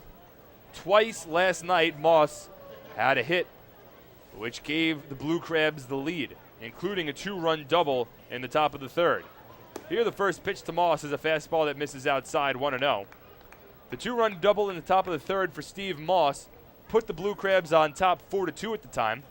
He later added an RBI single in the top of the 7th, which initially put the Blue Crabs on top 6-5, but on that same play, Adam Bailey had an error in left field. The 0-1 here is fouled off, 1-1's the count. On that base hit, Bailey let the ball roll underneath his glove in left field, which allowed Jake Opitz to score from first base and make it a 7-5 ball game at the time. Eventually, the Blue Crabs would add one more run in the 7th inning. The Ducks would rally in the bottom of the 8th to come within a run, but a sacrifice fly in the top of the 9th provided an insurance run, and the Blue Crabs wound up winning last night's ball game 9-7. The 1-1 here to Moss, swung on and missed, out in front of the changeup, and the count moves to 1-2.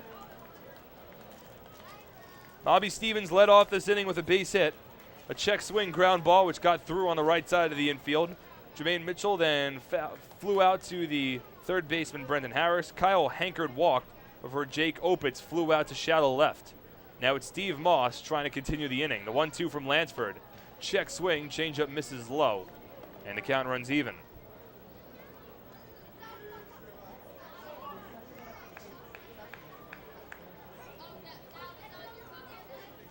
Deuce is wild here. 2 balls, 2 strikes, and 2 away. Blue Crabs trailing by 2.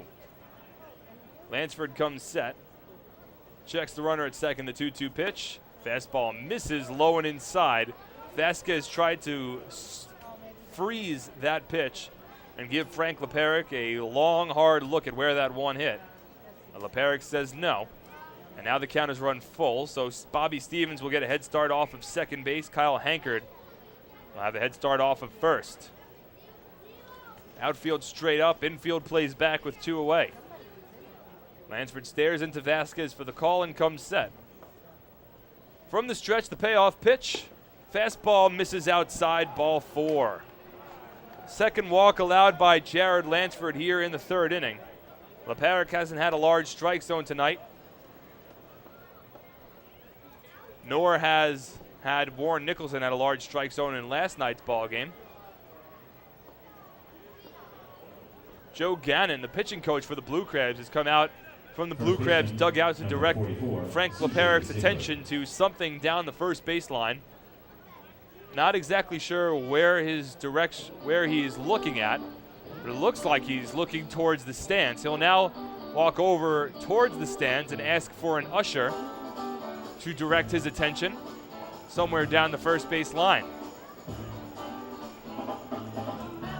Joe Gannon potentially making a claim that somebody down the first base line is making some sort of distraction for any of the batters for the Blue Crabs. With this pause in the action, Jan Vasquez is going to come out to the mound and talk things over with Jared Lansford. And now this will be interesting to see if this counts as a timeout for the Ducks. It was a pause in the action which was initiated by the Blue Crabs for Leparic to talk with one of the ushers down the first base line. During that pause in the action, Jan Vasquez went out to the mound to try to calm things down with Jared Lansford. No official signal from Frank Leparic as to whether that will count as a timeout or not, so we'll get official confirmation on that after the inning. But the bases are loaded now with 2 out in the top of the 3rd. Lansford has walked a pair of batters here, and now C.J. Ziegler at the plate with an opportunity to get the Blue Crabs back on the scoreboard. First pitch from Lansford is swung on and missed. Ziegler might have just gotten a piece of it. The count moves to 0-1, but C.J. put his entire body into that swing.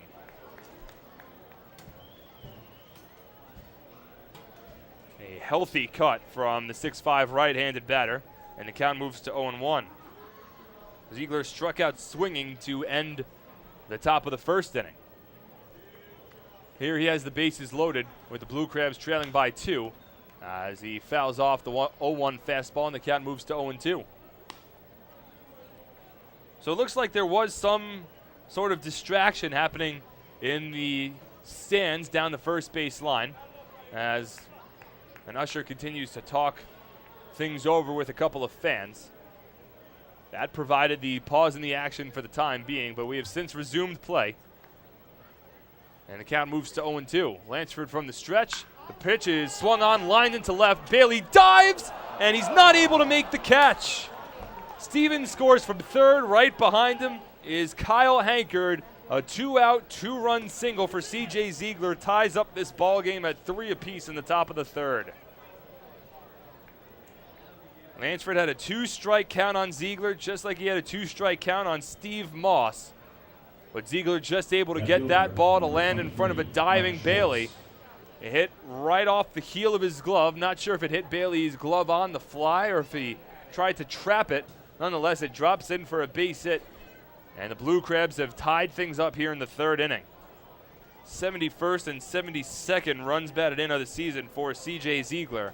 And the Blue Crabs simply will not go away in this series.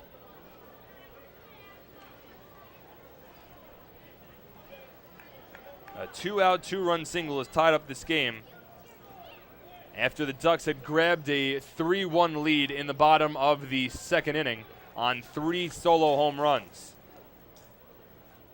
Now runners at first and second with 2 out for Mike Schwartz, who had a double back in the second inning. First pitch from Lansford, grounded up the middle, it deflects off of Lansford's bare hand. Lions field, he tapes it to second base just in time to beat Ziegler to retire the side for a 1-6 putout. But the Blue Crabs tie up the ball game in the top of the third inning on a 2-out, 2-run single from C.J. Ziegler, all tied up at 3 as we move to the bottom of the third on the Ducks official YouTube channel at youtube.com/DucksBaseball. Hi, this is right-handed pitcher Josh Lansford, and you're listening to Ducks Baseball on the Ducks official YouTube channel, youtube.com/DucksBaseball. Hi, I'm former Major Leaguer John Franco. Growing up in Brooklyn, I dreamed of playing professional baseball. My dad, a city employee, worked hard so I could live out that dream. The team at MCU is a lot like my dad. They're New Yorkers you can count on, and they'll work hard to help you reach your financial goals. Municipal Credit Union has a full range of financial services that make sense in today's economy. Join today. Call 1-866-JOIN-MCU or visit nymcu.org. MCU, strong, trusted, growing. Hey Ducks fans, stay up to date with Long Island's hometown team by visiting Quack of the Bat, the official blog of the Long Island Ducks. Quack of the Bat will bring Ducks fans beyond the headlines with in-depth feature articles, breaking news stories, game previews, post-game wrap-ups, and so much more. Interact with the team during the entire 15th anniversary season through live chats with Ducks players and exclusive video clips. Check out the blog today at quackofthebat.wordpress.com. Quack of the Bat, the official blog of the Long Island Ducks. Life is better here.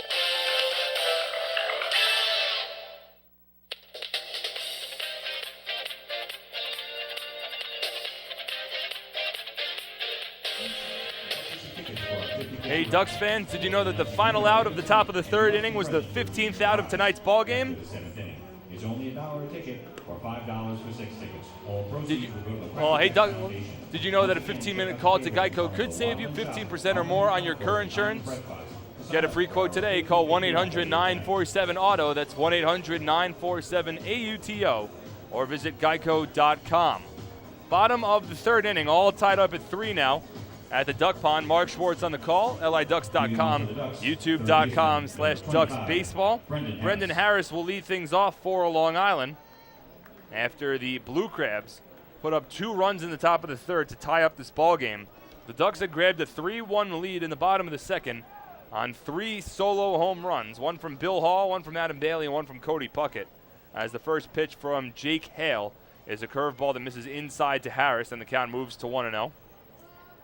But Jared Lansford not able to put the goose egg on the board in the ensuing inning as Harris grounds one sharply to third. Chavez fields cleanly and a soft toss on to first in time for out number 1.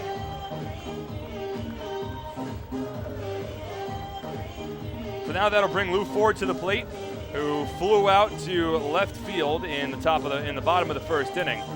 It's always so important to try to get that 0 on the scoreboard the inning after you put up runs and try to carry that momentum back into another opportunity for your offense to add more runs. But Lansford not able to get that 0. Had 2 strike counts with 2 outs to both Steve Moss and C.J. Ziegler. But it was Ziegler on that 2-strike count and the bases loaded who lined a 2-run single into left field just in front of the diving Adam Bailey. Tied up this ball game at 3.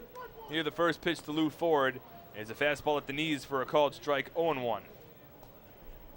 So 3 runs on 5 hits and no errors for the Blue Crabs. 3 runs on 4 hits and 1 error for the Ducks. Fastball here at the knees for a called strike, and Ford has fallen behind 0-2.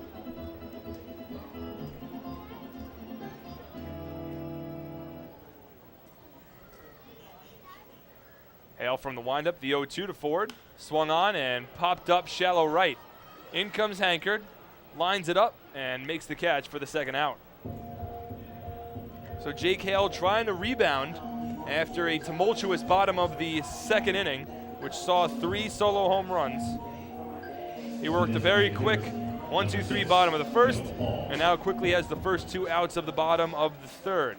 Lou Ford's 0 for 2, and now Bill Hall will step in, who made his return to the lineup well known in the bottom of the second inning with a solo home run over the fence in left center field.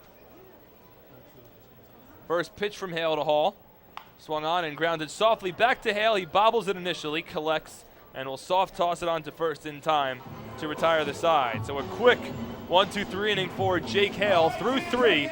Ducks and the Blue Crabs tied at 3 on the Ducks official YouTube channel, youtube.com/DucksBaseball.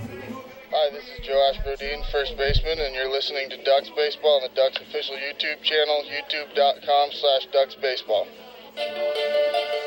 North Shore LIJ, Southside Hospital in Bayshore, is the healthcare heart of our community. We provide outstanding healthcare right here at home, with centers of excellence in cardiology, orthopedics, neurosciences, women's health services, and much more. Experience counts, and North Shore LIJ Southside Hospital has been around for nearly a century of care. For more information, please call 631-968-3000 or visit us on the web at www.nslij.com. Life without Ducks Baseball. Emily, quit texting. James, get off the iPad. Honey, pick a channel. Life with Ducks Baseball. Bethpage Ballpark is set. Quackerjack is ready, and the flock is prepared to defend their title. All we need is you. For game times, promos, and tickets, visit liducks.com. It's a blast. Now that's more like it. Long Island Ducks Baseball. Life is better here.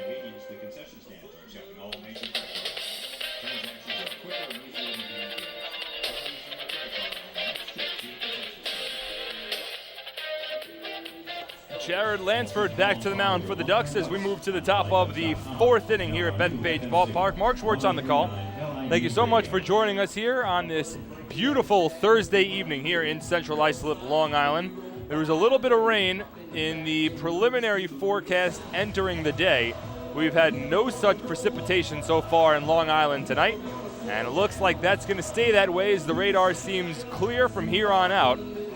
So hopefully everything is able to continue to be dry here at Bethpage Ballpark. 3-3 is the score in the top of the 4th inning. 3 runs, 5 hits for the Blue Crabs, 3 runs, 4 hits, and 1 error for Long Island.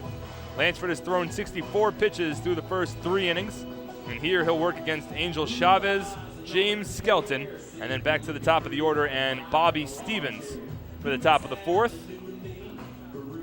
Southern Maryland led 1-0 after a 2-out RBI single from Jake Opitz in the top of the 1st inning. Got the scoring started. The Ducks responded with 3 solo home runs in the bottom of the 2nd, one from Bill Hall, Adam Bailey, and Cody Puckett to take a 3-1 lead, but the Blue Crabs responded the very next half inning on a 2-out, 2-run single for C.J. Ziegler, which tied up the ballgame at 3. All 3 runs for Southern Maryland tonight have been scored with 2 out. And now Chavez will lead things off. First pitch from Lansford, a fastball in there for a called strike, 0-1. In addition to that, the Blue Crabs have had the leadoff base runner on in each of the first 3 innings of tonight's ballgame. Twice it was Bobby Stevens leading off the inning with a single. Once it was Mike Schwartz with a double. Here the fastball misses inside and the count runs even to 1-1. We'll check the out-of-town scoreboard tonight for the first time. All games underway in the Atlantic League, all so important.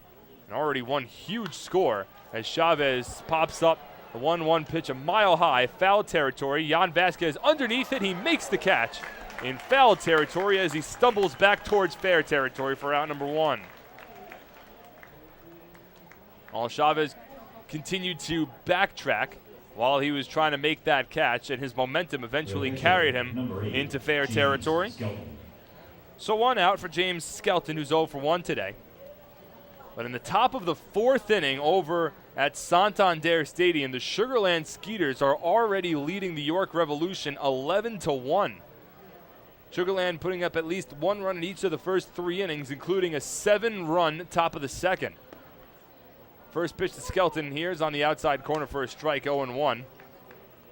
Ryan Langerhans and Dominic Ramos each with 3 RBI already tonight. The 0-1 to Skelton. Misses outside. 1 ball and 1 strike. Big time scoring outburst from the Sugarland Skeeters, and that's a score that does not favor Long Island. The 1-1 here is a bunt, stays fair. Vasquez fields, and he'll throw it on to first easily in time to beat Skelton for out number 2. Not often will you see a catcher try to bunt himself on base with a base hit. Skelton's got excellent speed relative to other catchers. That time just didn't get the bunt out far enough away from Jan Vasquez. So 2 away in the top of the 4th inning, and that'll bring Bobby Stevens to the plate. Stevens 2 for 2 with a pair of runs scored. Singled in both the 1st and 3rd innings. Both times coming home to score. Right-handed batter against the righty Lansford. First pitch here from Jared. Check swing, 1 around in the count 0-1. Other out-of-town scores, the Lancaster Barnstormers, Camden River Sharks tied at 1, top of the 4th inning at Clipper Magazine Stadium. And in the bottom of the 3rd, the Somerset Patriots and the Bridgeport Bluefish tied at 1 at the ballpark at Harbor Yard. 0-1 here, fastball outside corner for a called strike. And the count moves to 0-2. The Ducks entering tonight's ball game 3 games back of the Patriots for first place. 4 games back of the Patriots for first place in the Liberty Division standings. The 0-2 here to Stevens, grounded over towards short. Lyons fields the long hop, and his throw across the diamond beats Stevens for the 6-3 putout, and that will retire the side. 1-2-3 inning for Jared Lansford. No runs, no hits, no errors, and nobody left on base. Move to the bottom of the 4th, tied at 3 in the Ducks official YouTube channel, youtube.com/DucksBaseball.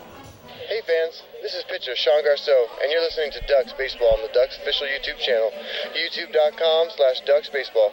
Beautify your patio, walkway, driveway, or pool surround with Nicolak paving stones and walls. Nicolak specially formulated paver shield offers extra surface wear protection and color enhancement throughout the thickness of the paver. Paver shield guarantees that your pavers will look great for years to come. Bring home the elegance with Nicolak. Visit the Nicolak Design Center, Sunrise Highway, Lindenhurst, or Nicolak.com. Let Nicolak Pavers, Nicolak Pavers, pave your way.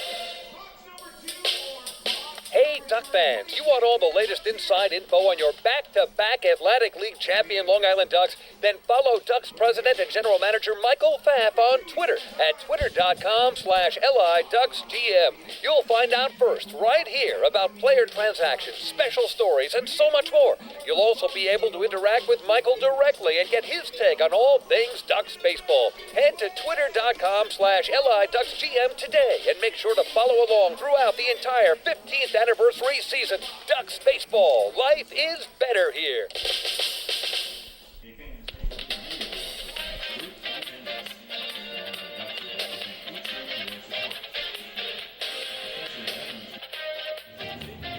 Jake Hale back to the mound for the Blue Crabs as we move to the bottom of the 4th inning. Mark Schwartz here, LIDucks.com, youtube.com/DucksBaseball.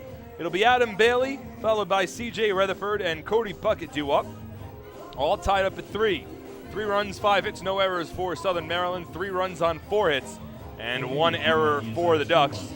This game's so important for both of these teams. Southern Maryland currently riding a 4-game win streak, and they're 2 games behind both the Barnstormers and the Skeeters for first place in the Freedom Division. The Ducks have lost 5 consecutive games, now 4 behind Somerset for first place in the Liberty Division, and 3 games behind Sugarland for the final wild card spot in the Atlantic League. So the Ducks trying to turn the tides tonight.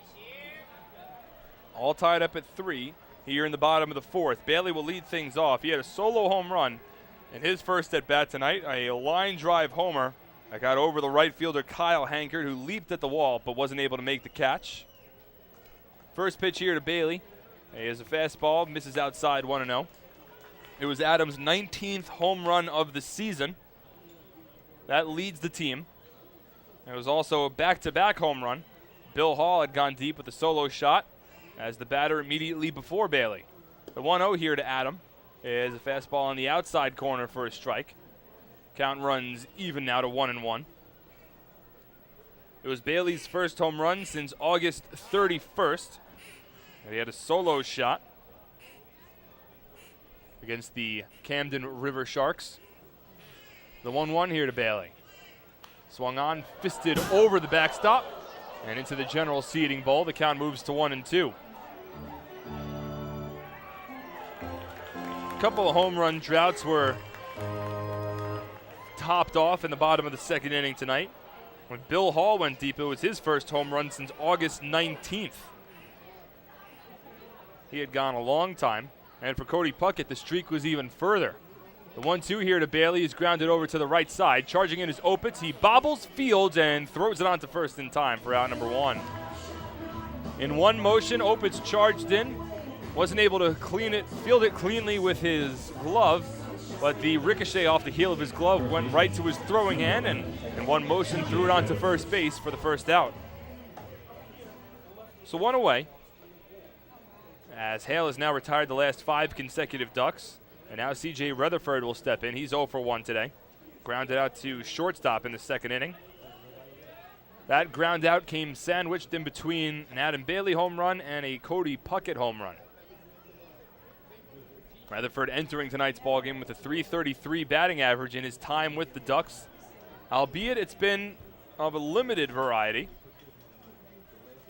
First pitch here to Rutherford is a changeup, fails to break, stays inside, and the count moves to 1-0. Rutherford now playing in his 10th game in a Ducks uniform is 11 for now 34 from the plate, as the 1-0 is swung on and missed, 1-1. Also with 1 home run and 5 runs batted in, Rutherford has gotten off to a hot start with the Ducks. He has now picked up a hit in 8 of his first 9 games here with the Flock. The 1-1. Misses, no, it's on the outside corner for a called strike, and the count moves to 1-2. Rutherford, one of 2 September additions for the Ducks, alongside Chris Regas, who's also acquired from the American Association. It's the first time that Rutherford has made his way over to the Atlantic League, but for Regas, he certainly has Atlantic League experience, both with the Lancaster Barnstormers and the York Revolution, as this fastball from Hale's on the outside corner for a called third strike. That's the first strikeout of the ball game for Jake Hale, and now Cody Puckett will step in. With 2 out and nobody on, bottom of the 4th inning, this game tied at 3. Puckett had a solo home run, a long solo home run, in the bottom of the second inning. It was his 8th home run of the season. Sorry, it was his 9th home run of the season, and it had broken a stretch since, in fact, it was August 19th, the last time that Puckett had gone deep. Here, the fastball misses outside, and the count's 1-0. Same amount of games that Bill Hall had gone without hitting a home run. Both those players hitting a home run in the bottom of the second inning tonight, as the changeup here misses outside, and the count moves to 2-0. Puckett's home run, probably the longest of the 3 home runs the Ducks hit in the bottom of the second. The 2-0 here is topped foul, and the count moves to 2-1. It's Puckett's first season in independent baseball. It's split time in his career, both in the White Sox organization and the Cincinnati Reds organization. The 2-1 is lifted foul down the first base line. They'll land out of play, and the count runs even at 2-2. Puckett had reached as high as AAA Louisville in the Cincinnati Reds organization earlier in his career, but has certainly put up a strong season in his first year in independent baseball with the Ducks. Got a .283 batting average with now 9 home runs and 74 runs batted in on the season. The 2-2 pitch to Puckett is sliced foul down the right field line, and Puckett able to stay alive.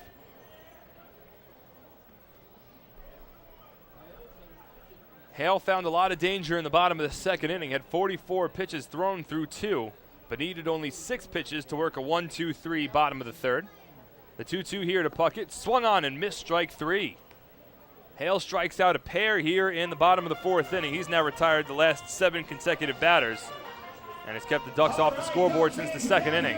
Scores tied at 3 through 4 on the Ducks official YouTube channel, youtube.com/DucksBaseball. Hey fans, this is infield Sergio Miranda, and you're listening to Ducks Baseball on the Ducks official YouTube channel, youtube.com/DucksBaseball. James Simmons is going back. He is looking up, and on Bark in the Park Night, that one is gone and reaches a kennel in Central Islip. That was another home run for the Ducks. And Duck fans, what's more fun than a home run that helps the Ducks win a game? How about a homer that helps the community win? Chappie's Funeral Home and the Long Island Ducks have once again teamed up for the Chappie's Home Run Challenge.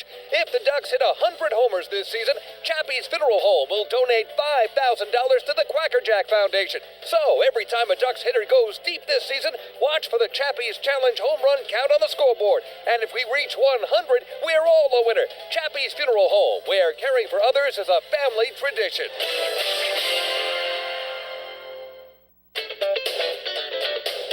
Baseball fans, the Long Island Ducks mobile app has officially arrived. Powered by Clear Vision Apps, it's your one-stop shop for all things Ducks baseball. Buy tickets straight from your mobile device. Receive game status updates with push notifications. Check out up-to-the-minute news and scores and interact with the Ducks on social media. Best of all, it's free.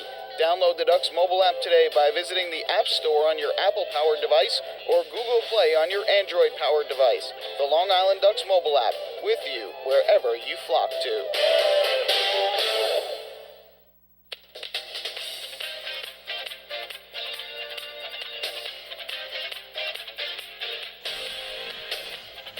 Fans, don't forget to stop by the Waddle Inn Shop on your next visit to the Duck Pond, where exclusive, hard-to-find Ducks memorabilia is now on sale.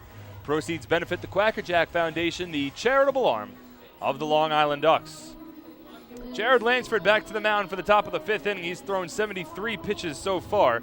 He'll work against the 2-3-4 batters for the Blue Crabs, Jermaine Mitchell, Kyle Hankard, and Jake Opitz all due up. 3-3 is the score. 3 runs, 5 hits, no errors for the Blue Crabs. 3 runs, 4 hits, and 1 error for the Ducks. Lansford needed just 9 pitches to work a quick 1-2-3 top of the 4th inning after he had thrown 26 pitches in the top of the 3rd, allowing 2 runs to score when the Blue Crabs tied up the ball game at 3. That score is held through the 4th inning, and now here we are in the top of the 5th. Mitchell will lead off. He's 0 for 2 so far tonight. Left-handed batter against the righty Lansford. From the windup, first pitch, swung on and missed, 0-1. Change up there from Lansford had Mitchell well out in front, swinging on his toes. Here Lansford works quickly from the windup, the 0-1. Swung on and missed again. Another changeup from Lansford. Both pitches, changeups, and both times has gotten Mitchell out in front. The count's 0-2. Mitchell grounded out to second base in the 1st inning, popped up to the 3rd baseman in the 3rd. Here the fastball misses outside, and the count moves to 1-2. Jermaine had a strong game yesterday, 2 for 4 from the plate, with 3 runs scored and a walk. Also stole a base. That base that he stole was home. Here he lines one up the middle and through for a base hit on a 1-2 count. Lansford was ahead in the count, but Mitchell able to stay back. Jared tried to go to the well once again with the changeup, but that time it didn't fool Mitchell. It's the 4th time in 5 innings tonight that the Blue Crabs have had a leadoff base hit to begin an inning. This time it's Mitchell on base. He'll lead off at first, now 1 for 3 tonight. And that'll set things up well for the middle of the order for the Blue Crabs. Kyle Hankard will step in. He's 0 for 1 with a run scored. Walked in the 3rd inning, came home to score on the 2-run, 2-out single from C.J. Ziegler. All 3 runs that the Blue Crabs have scored tonight have come with 2 out in the inning. Lansford once again will work from the stretch. And he'll throw over to first base. Mitchell back standing while diving safely. Mitchell with 24 stolen bases to lead the Blue Crabs this season. 24 steals in 29 attempts. Southern Maryland as a team has 80 steals on the season. Once again, Lansford will throw over. And once again, Mitchell dives back in safely. Again, the 6 stolen bases that Southern Maryland had against Long Island last night were the most by any team against the Ducks in a single game this season. First pitch here to Hankard. Fastball misses low, 1-0. Hankard flew out to deep center field in the first inning before walking in the third. Right-handed batter. Working against the righty Lansford.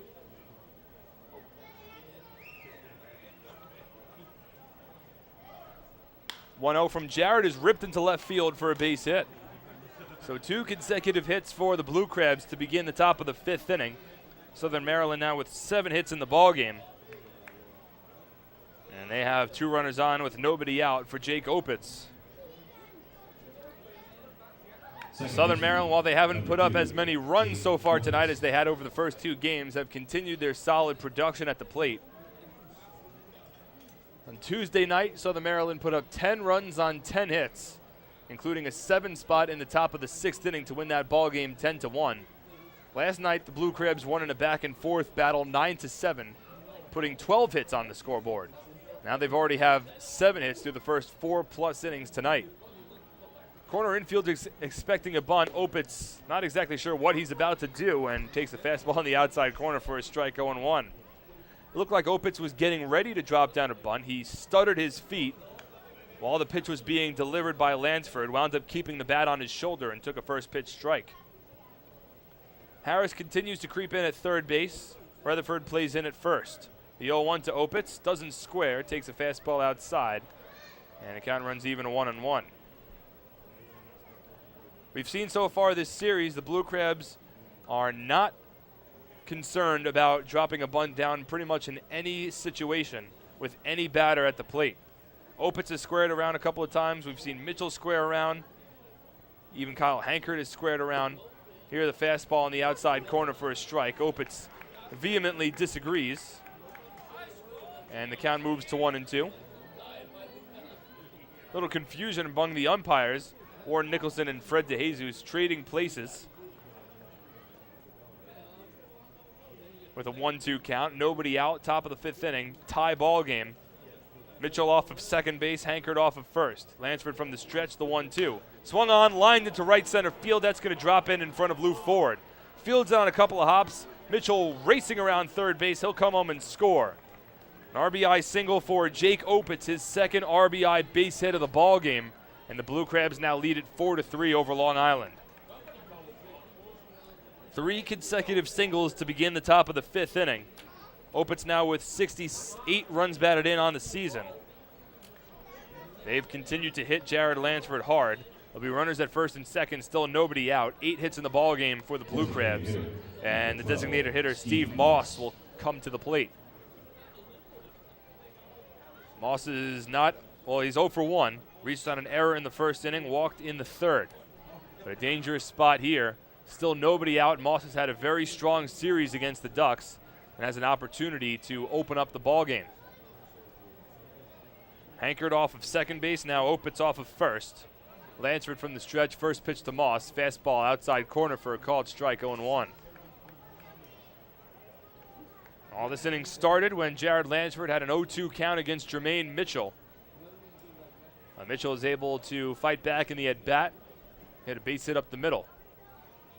The 0-1 now. Fastball misses outside. 1 ball and 1 strike. Moss with 20 RBI this season and 3 RBI in last night's ball game. And Tuesday night went 2 for 4 with a run scored and a run batted in. Overall 4 for 9 in this series now against Long Island, as the fastball from Lansford misses outside and the count moves to 2-1. Lansford's pitch count now creeping towards 90. Needed only 9 pitches to get through the 4th inning, but has struggled again here in the 5th. As Ducks pitching as a whole have struggled against the Blue Crabs during this series. The 2-1 from Lansford. Check swing, did he go? Vasquez appeals to Fred DeJesus, who says that he did not. And now Steve Moss finds himself ahead in the count, 3-1.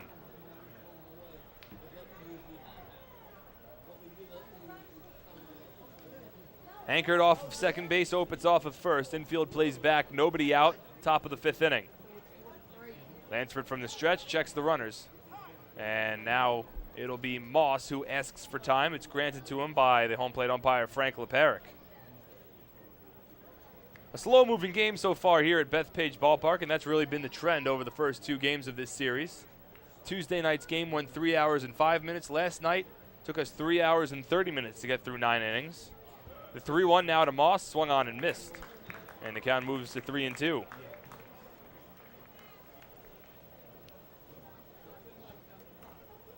Southern Maryland already with a run home here in the top of the 5th. They lead 4-3 and are looking for more. See how long the leash is for Jared Lansford. 3-2 pitch.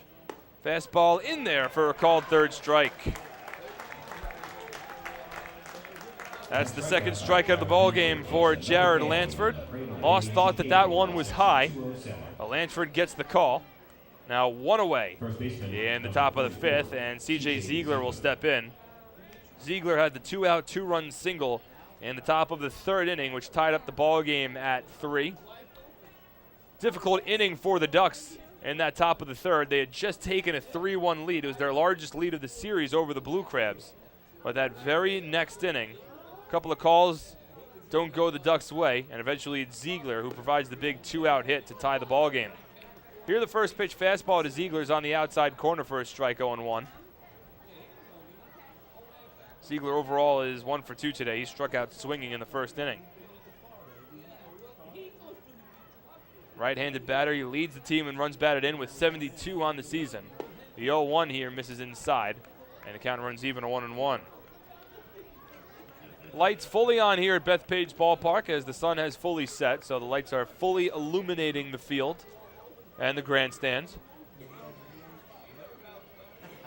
Another beautiful night here, early September evening. The 1-1. Fastball misses outside, 2 balls and a strike. This is my kind of weather now. You got game time temperature of 75 degrees. I'd imagine that's probably dropped to around 70 degrees now that the sun has fully set. No wind, no humidity, just absolutely perfect weather to watch a baseball game. The 2-1. Swing and a miss out in front of a changeup. And the count runs even, at 2-2. Lansford had 113 strikeouts entering tonight's ballgame. That was 4th most in the Atlantic League. But he only has 2 so far tonight, as the Blue Crabs have hit him hard for 4 runs and 8 hits so far through the first 4 1/3 innings of tonight's ballgame. The 2-2 from Lansford. Changeup misses low and outside. And the count runs full now to 3-2. So we'll see with the 1-run lead if the Blue Crabs set the runners in motion. Hankered off of second base with decent speed. Opitz off of first with better speed, both with large leads. C.J. Rutherford plays behind Opitz at first base.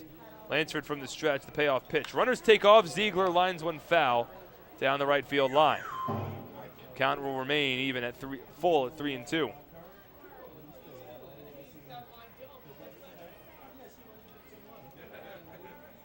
Lansford has made 2 starts against the Southern Maryland Blue Crabs this season. Last time he went against Southern Maryland was all the way back on June 6th, when he was still trying to establish himself as a starting pitcher. But in those 2 starts, Lansford has won both of them. Right now, on the hook if this score were to hold. 3-2 to Ziegler, swung on and missed, strike 3. Throw down to 3rd in time. Strike him out, throw him out, double play ends the inning. Kyle Hankard thrown out trying to take 3rd base, and that'll get Lansford out of further damage. But the Blue Crabs grab the lead on an RBI single from Jake Opitz. 1 run on 3 hits, no errors, and 1 runner left on base. Halfway home, Blue Crabs lead 4-3 on the Ducks official YouTube channel, youtube.com/DucksBaseball. Hi, this is pitcher Jared Lansford, and you're listening to Ducks Baseball on the Ducks official YouTube channel, youtube.com/DucksBaseball. All 2,000 of us at PSEG Long Island care deeply about our communities. Our company has a long-standing commitment to giving back, and our people, along with our energy efficiency and renewable energy programs, are helping to improve the businesses and towns we all call home. Learn more about how we're working together to better serve our communities. Visit us at psegliny.com/community. Take your group out to the ball game this season and enjoy all the fun of Ducks baseball at discounted prices with the Hebrew National Picnic Area, luxury suites, the Smokin' Owls party deck, and so much more. Bringing your group to the game will be an unforgettable experience. The Ducks even offer opportunities to sing the national anthem, serve as a color guard, be the Nicolak Dream Team, put on a pregame performance, display your group's artwork, or shag fly balls during Ducks batting practice. To book your outing today, call 631-940-3825 and ask for the group sales department. Long Island Ducks baseball. Life is better here.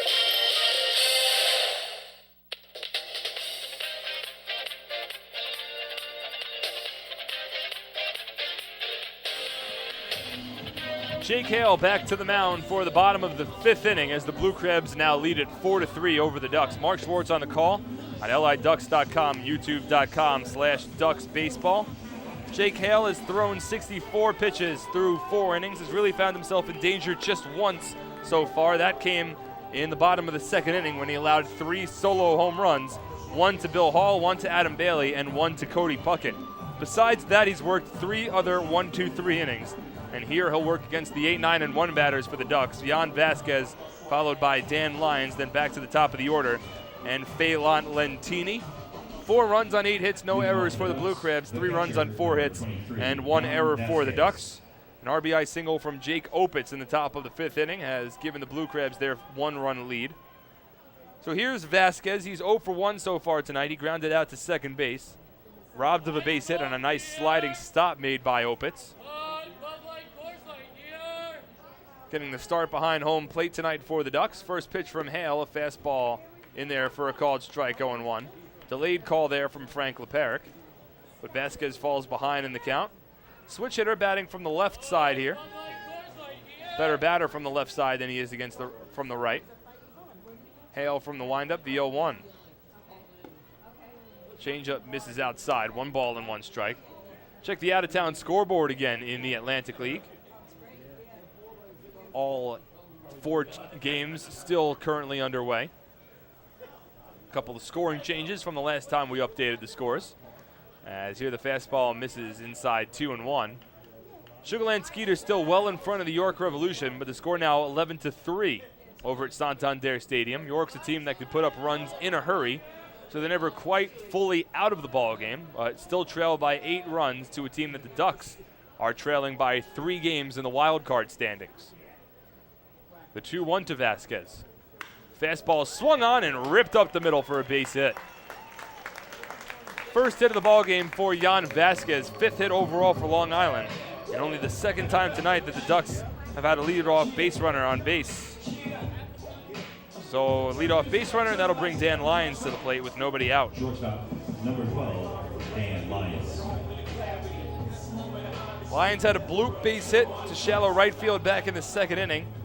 A ball severely misplayed by the right fielder Kyle Hankard, so he's 1 for 1 so far today. A right-handed batter to work against Jake Hale, who will work from the stretch for only the 2nd time tonight. He did allow 3 runs in the bottom of the 2nd inning, but all 3 were solo home runs with the bases empty, so he never had to pitch from the windup during that home run stretch, as the first pitch curveball here drops in for a strike, 0-1. Should say he never had to pitch from the stretch. He did face 1 batter from the stretch in the bottom of the 2nd inning. That was Phelan Lentini after Lyons reached on a 2-out base hit. Forced Lentini to line out to shallow center field to retire the side. Here he works from the stretch. Vasquez leads off of first, held on by Ziegler, and Hale will throw over. Vasquez has solid speed for a catcher, taking a nice size lead off of first base. The Ducks as a team have 111 steals this season. Vasquez with 2 of them. But he is 2 for 2, has yet to be caught stealing this year.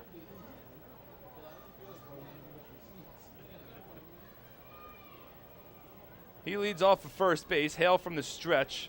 The 0-1 to Lyons, swung on and grounded softly back to the pitcher. Hale's only plays to first, where he throws it successfully. It's a 1-3 put out as Vasquez advances to second. Productive out from Dan Lyons. That'll bring us back to the top of the order in Phelan Lentini. Other out-of-town scores in the Atlantic League tonight. In the top of the 5th inning at Clipper Magazine Stadium, the Camden River Sharks and the Lancaster Barnstormers are tied at 2. As a game Ducks fans will be rooting for the Camden River Sharks in. And in the bottom of the 5th inning, it's the Somerset Patriots 3 and the Bridgeport Bluefish 1. Another score which does not favor the Ducks. Including tonight, just 10 games left in the 2014 regular season. And the Ducks are currently trailing the Somerset Patriots by 4 games for first place in the Liberty Division.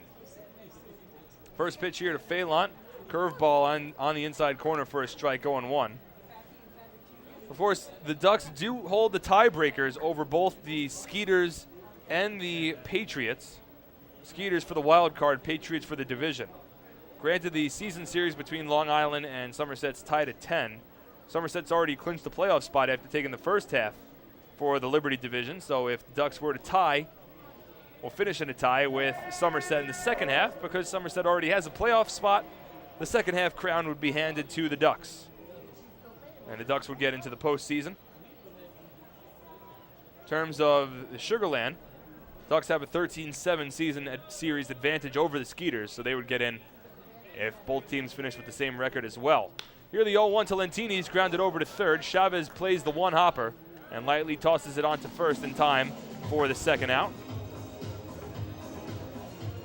Vasquez has to hold it second on the play. 2 out now with a runner at second base for Brendan Harris. Third baseman, number 25, Brendan Harris. Harris is 0 for 2 today, both times grounding out to third base. Again, he's riding a 25-game on-base streak. Second longest of the season, Cody Puckett had a 29-game on-base streak earlier this season, pretty much throughout the entire month of May. Here Vasquez off of second base. First pitch to Harris, a fastball in there for a called strike, 0-1. Well, Jared Lansford is right around 90 pitches right now through 5 innings, so we'll see if the Ducks bring him out again for the top of the 6th or if they turn to the bullpen. Long Island had to use 5 relievers last night to finish the final 3 1/3 innings.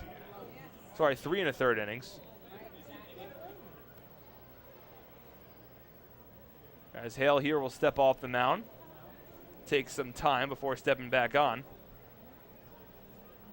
Last night it was Tommy Organ, Brett Lauren, Chris Regis, Sergio Perez, and David Kopp, who were all used by the Ducks in relief of Sean Garceau, who went 5 2/3 innings. The 0-1 here to Harris is a slider that misses outside, 1-1. On Tuesday night, the Ducks used 3 relief pitchers, Eric Neeson, Josh Lansford, and Bob Zimmerman, all in relief of Bobby Blevins, who, similar to Sean Garceau, also went 5 2/3 innings of work. The 1-1 now to Harris, swung on and lined over the head of Jake Opitz at second base, and that'll roll to the wall. Splits the gap in right center field. Vasquez scores from second base. It's an RBI double for Brendan Harris, and we're all tied up at 4 in the bottom of the 5th inning. With that double, Brendan Harris has now extended his on-base streak to 26 consecutive games.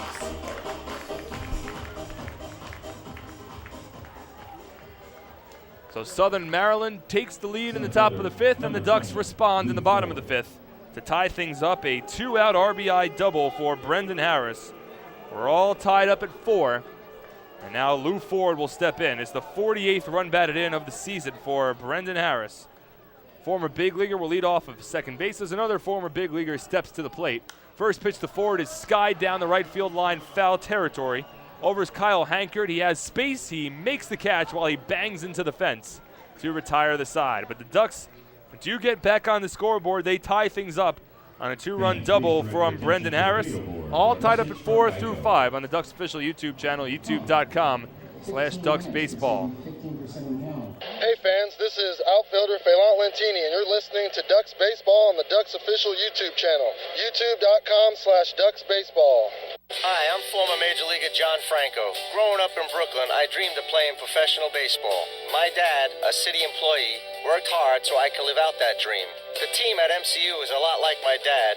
They're New Yorkers you can count on, and they'll work hard to help you reach your financial goals. Municipal Credit Union has a full range of financial services that make sense in today's economy. Join today. Call 1-866-JOIN-MCU or visit nymcu.org. MCU, strong, trusted, growing. Hey, Ducks fans, the official hotel of the Long Island Ducks is the Upsky Long Island Hotel in Hauppauge. It's centrally located on the north shore of Long Island and offers a home away from home for both business and leisure guests. The Upsky Long Island Hotel features an indoor pool, 24-hour business center, a fitness center, and complimentary Wi-Fi in all guest rooms. Enjoy the contemporary American cuisine at the Fountain Grill restaurant or grab a quick bite to eat at Cafe Pronto. Best of all, it's only minutes from Bethpage Ballpark. The Upsky Long Island Hotel, the official hotel of the Long Island Ducks. Call 231-1100 today. That's 631-231-1100.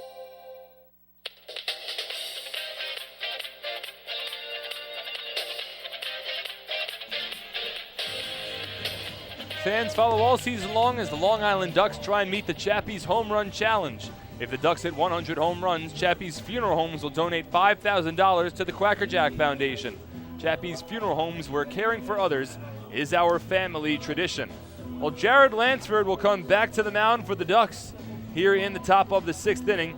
He has thrown 96 pitches so far against the Blue Crabs through the first 5 innings of tonight's ball game. He's allowed 4 runs over those 5 innings on 8 hits, 2 walks, and 3 strikeouts. But he remains in the ball game after the Ducks used 5 different relievers last night. Bullpen a little taxed, so here Lansford will try to work through the bottom of the order. It's Mike Schwartz, Angel Chavez, and James Skelton due up. A 2-out RBI double from Brendan Harris in the bottom of the 5th inning has tied up this ball game at 4. 4 runs, 8 hits for the Blue Crabs, 4 runs, 6 hits, and 1 error for the Ducks. And now Mike Schwartz will step in. He is 1 for 2 today. Had a double back in the 2nd inning. First pitch to Schwartz is grounded sharply over to second. Puckett fields the ball on a hop and is throw to first in time. 1 pitch and 1 away here in the top of the 6th inning.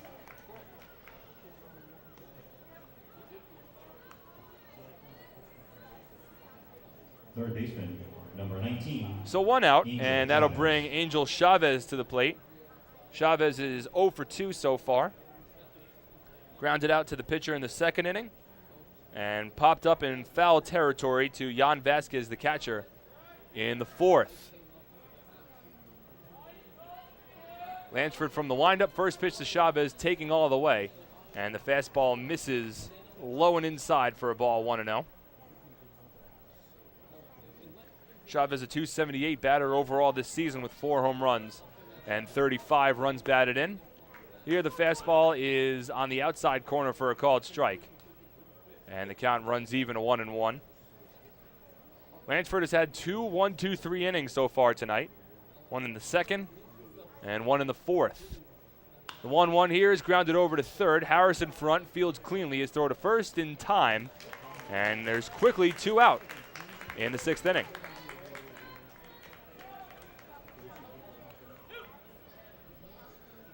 So 2 out, nobody on. And that'll bring James Skelton to the plate, who is 0 for 2 so far. The catcher, number 8, James Skelton. Pair of groundouts for the first 2 outs here in the 6th. Lansford has now retired the last 4 Southern Maryland batters, and he'll try to make quick work here in the 6th inning. Skelton steps in. Bats from the left side here, and the first pitch fastball is in there for a called strike. 0-1. Lansford needed just 4 pitches to record the first 2 outs here in the 6th inning. Trying to make quick work of Skelton as well. The 0-1. Fastball misses well outside. And the count runs even now to 1 ball and 1 strike. Skelton grounded out to first base in the 2nd inning. Grounded out to the catcher on a bunt attempt in the 4th. The 1-1 from Lansford misses well inside, and the count runs to 2-1.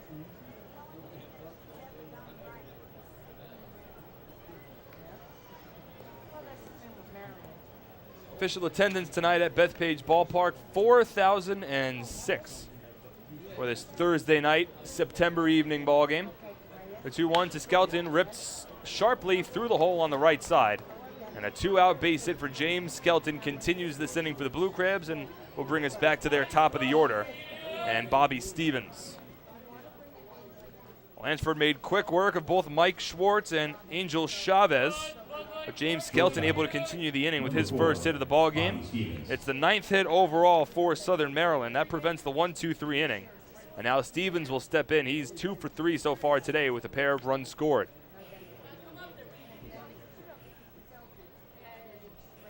Skelton with solid speed. He'll lead off at first base, held on by C.J. Rutherford. As Stevens takes his time before stepping into the batter's box. Now finally steps in. Lansford will work from the stretch. Now north of 100 pitches. First pitch, Skelton takes off. Fastball's in there for a strike. Vasquez's throw, it's in time. And that will retire the side. Skelton caught stealing a 2-4 put out. And that's it. So 1-2-3 inning for Jared Lansford.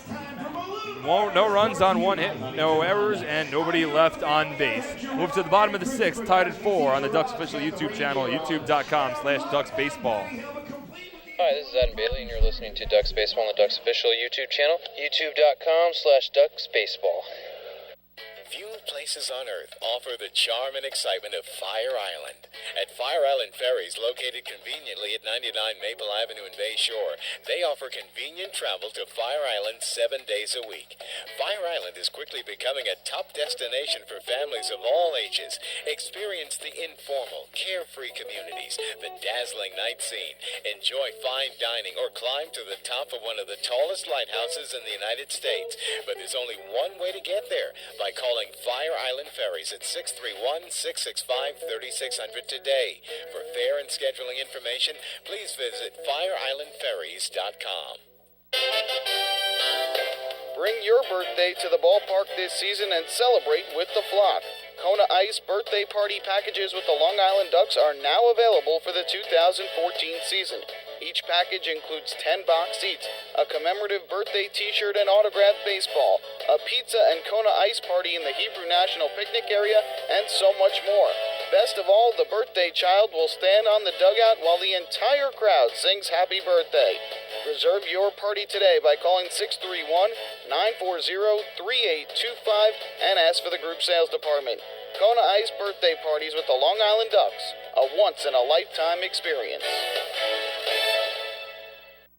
Hey, this is pitcher Eric Neeson, and you're listening to Ducks Baseball on the Ducks official YouTube channel, youtube.com/DucksBaseball.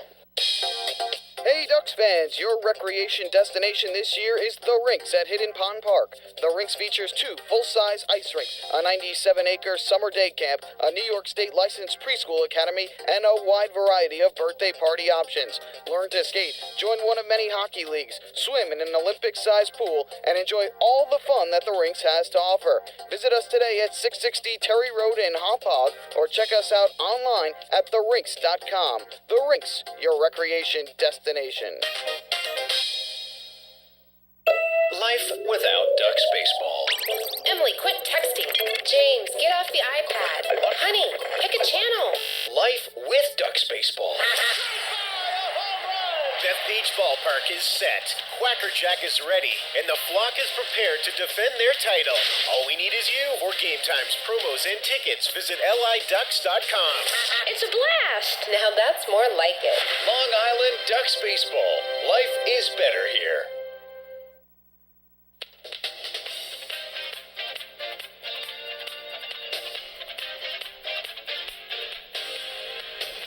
New pitcher for the Southern Maryland Blue Crabs as we advance to the bottom of the 6th inning. Wade Corpy will be on the mound for Southern Maryland. First pitch from Corpy is a fastball in there for a called strike to Bill Hall, 0-1. It'll be Hall, Bailey, and Rutherford due up for the Ducks. They're 4, 5, 6 batters here in the bottom of the 6th inning as we're all tied up at 4 at the Duck Pond. The 0-1 from Corpy swung on and missed, and Hall quickly falls behind 0-2. 4 runs, 9 hits, no errors for Southern Maryland. 4 runs, 6 hits, and 1 error for the Ducks. as Jake Hale's night has come to a close. We'll get you his final line in a second. Corpy from the windup, the 0-2 to Hall. Swung on and fouled off. Count holds and no balls and 2 strikes. Hale goes 5 innings, allows 4 runs, all earned, 6 hits, no walks, and 2 strikeouts. He'll receive a no decision in his first start of the season for the Blue Crabs. Again, he had made 11 prior relief appearances since coming over from the River Sharks. This was his first start. Went 5 innings. The 0-2 to Hall is swung on and missed, strike 3. High fastball from Corpy. Hall went chasing upstairs, wasn't able to keep up with it. Hall's now 1 for 3 today, and that'll bring Adam Bailey to the plate. The left fielder, number 13. Bailey's 1 for 2, had a solo home run back in the 2nd inning. It'll be a lefty-on-lefty matchup here. Corpy working against Bailey. Corpy is 6 foot, 185-pound southpaw from Sneedville, Tennessee. First pitch to Bailey, swung on and missed. Nice slider. We got Bailey out in front. The count's 0-1. We saw Corpy last night. He worked 2/3 of an inning in which he allowed 2 runs on 3 hits. He came into the ballgame in the bottom of the 8th inning with the Blue Crabs holding on to an 8-5 lead as Bailey swings through the fastball and the count moves to 0-2. But Corpy immediately ran into danger in that bottom of the 8th inning. The Ducks would put 2 runs on the scoreboard there. As with 1 out, Phelan Lentini got the rally started with a single. Brendan Harris then flew out to right for the 2nd out. And then 3 consecutive 2-out base hits from Lou Ford, Adam Bailey, and C.J. Rutherford brought the Ducks within a run as the fastball from Corpy misses upstairs and the count moves to 1-2. So the Ducks were within a run. The score was 8-7. Cody Puckett was at the plate. And then the new pitcher, once Corpy exited, as the fastball misses low here to Bailey, count runs even at 2-2. The new pitcher after Corpy exited was Jorge Marban. And Marban originally allowed that single to C.J. Rutherford to make it an 8-7 ball game, but then a wild pitch with Cody Puckett at the plate advanced 2 runners into scoring position. The Ducks had the tying run at third, go-ahead run at first. Puckett fouled out, however, down the first base line. A 2-2 here to Bailey is chopped foul. It was a nice play made by C.J. Ziegler as the ball went right towards the first base camera well. Ziegler had to reach over the railing. The ball would have landed out of play, but he took it back into the field of play, made the catch, and that retired the side and ultimately stymied any attempt for the Ducks to tie up the ball game. 2-2 here to Bailey is a curveball that fails to break. Still, it stays well inside, and the count runs full to 3-2. So Bailey had fallen behind in the count 0-2, and now has worked his way back. It's now a full count, a shift on along the infield against the left-handed hitting Bailey. 3-2 curveball is swung on and missed, strike 3. Corpy's first curveball didn't break and it nearly hit Bailey. That time he breaks off another one. It's a better curveball, gets Bailey out in front. 2 out, nobody on, bottom of the 6th. And now C.J. Rutherford will step in. So Corpy has come on and strike out the first 2 batters that he has faced here in the bottom of the 6th inning. Looking for a bounce-back performance after allowing the 2 runs in just 2/3 of an inning last night.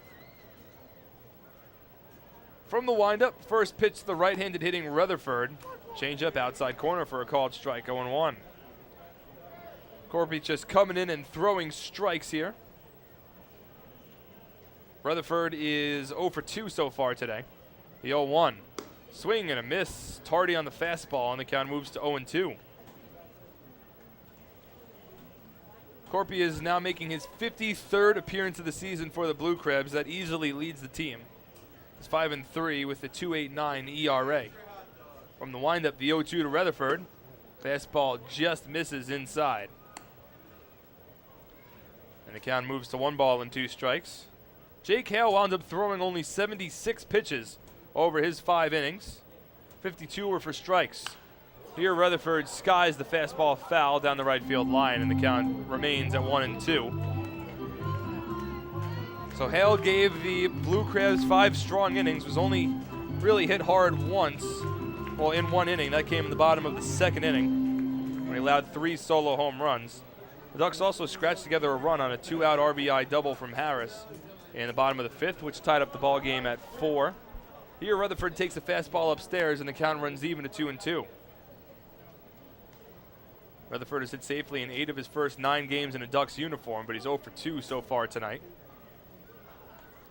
The 2-2 from Corpy is a slider, misses low and inside. Rutherford doesn't take the bait, keeps the bat on his shoulders, and the count runs full to 3-2.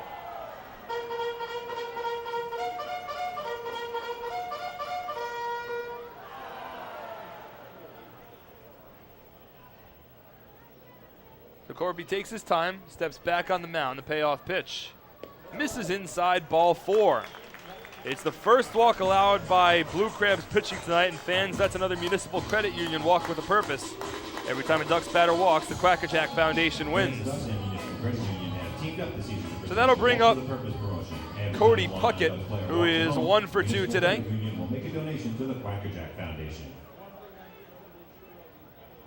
Puckett had a solo home run back in the second inning. A long solo home run over both walls of advertising in left field. Lefty on righty matchup here. First pitch fastball from Corpy. Misses upstairs. Count moves to 1-0. It was Puckett's 9th home run of the season. He now has 74 runs batted in. Third most on the team behind Adam Bailey and Lou Ford. 1-0 to Puckett on the outside corner for a called strike. Count runs even 1-1. Tie ball game here. Bottom of the 6th inning.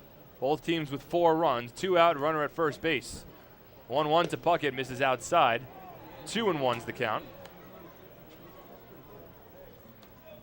Jared Lansford is now north of 100 pitches. Believe he's at 103. That's unofficial count through 6 innings. So we'll see if he comes back out for the 7th or if the Ducks turn to their bullpen once again. The 2-1 from Corpy. Swung on and popped up shallow right. Out goes the second baseman, Jake Opitz. He's under it, calls everybody off, and he makes the catch to retire the side. So no runs for the Ducks, no hits, no errors, and 1 runner left on through 6.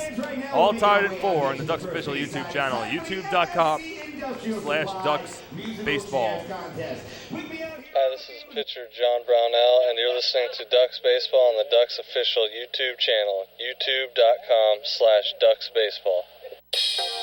Hey Ducks fans, your recreation destination this year is The Rinks at Hidden Pond Park. The Rinks features 2 full-size ice rinks, a 97-acre summer day camp, a New York State licensed preschool academy, and a wide variety of birthday party options. Learn to skate, join one of many hockey leagues, swim in an Olympic-sized pool, and enjoy all the fun that The Rinks has to offer. Visit us today at 660 Terry Road in Hauppauge, or check us out online at therinks.com. The Rinks, your recreation destination. Can't get enough of the Long Island Ducks? Well, now you can get even more inside info on your favorite hometown team through Facebook and Twitter. The Ducks are constantly updating fans through social media with scores, transactions, ballpark promotions, and much more. You can even win great prizes. All you'll need to do is make a free account on Facebook and Twitter, and then visit us at facebook.com/LIDucks and twitter.com/LIDucks. Think you're Long Island's biggest Ducks fan? Get connected now.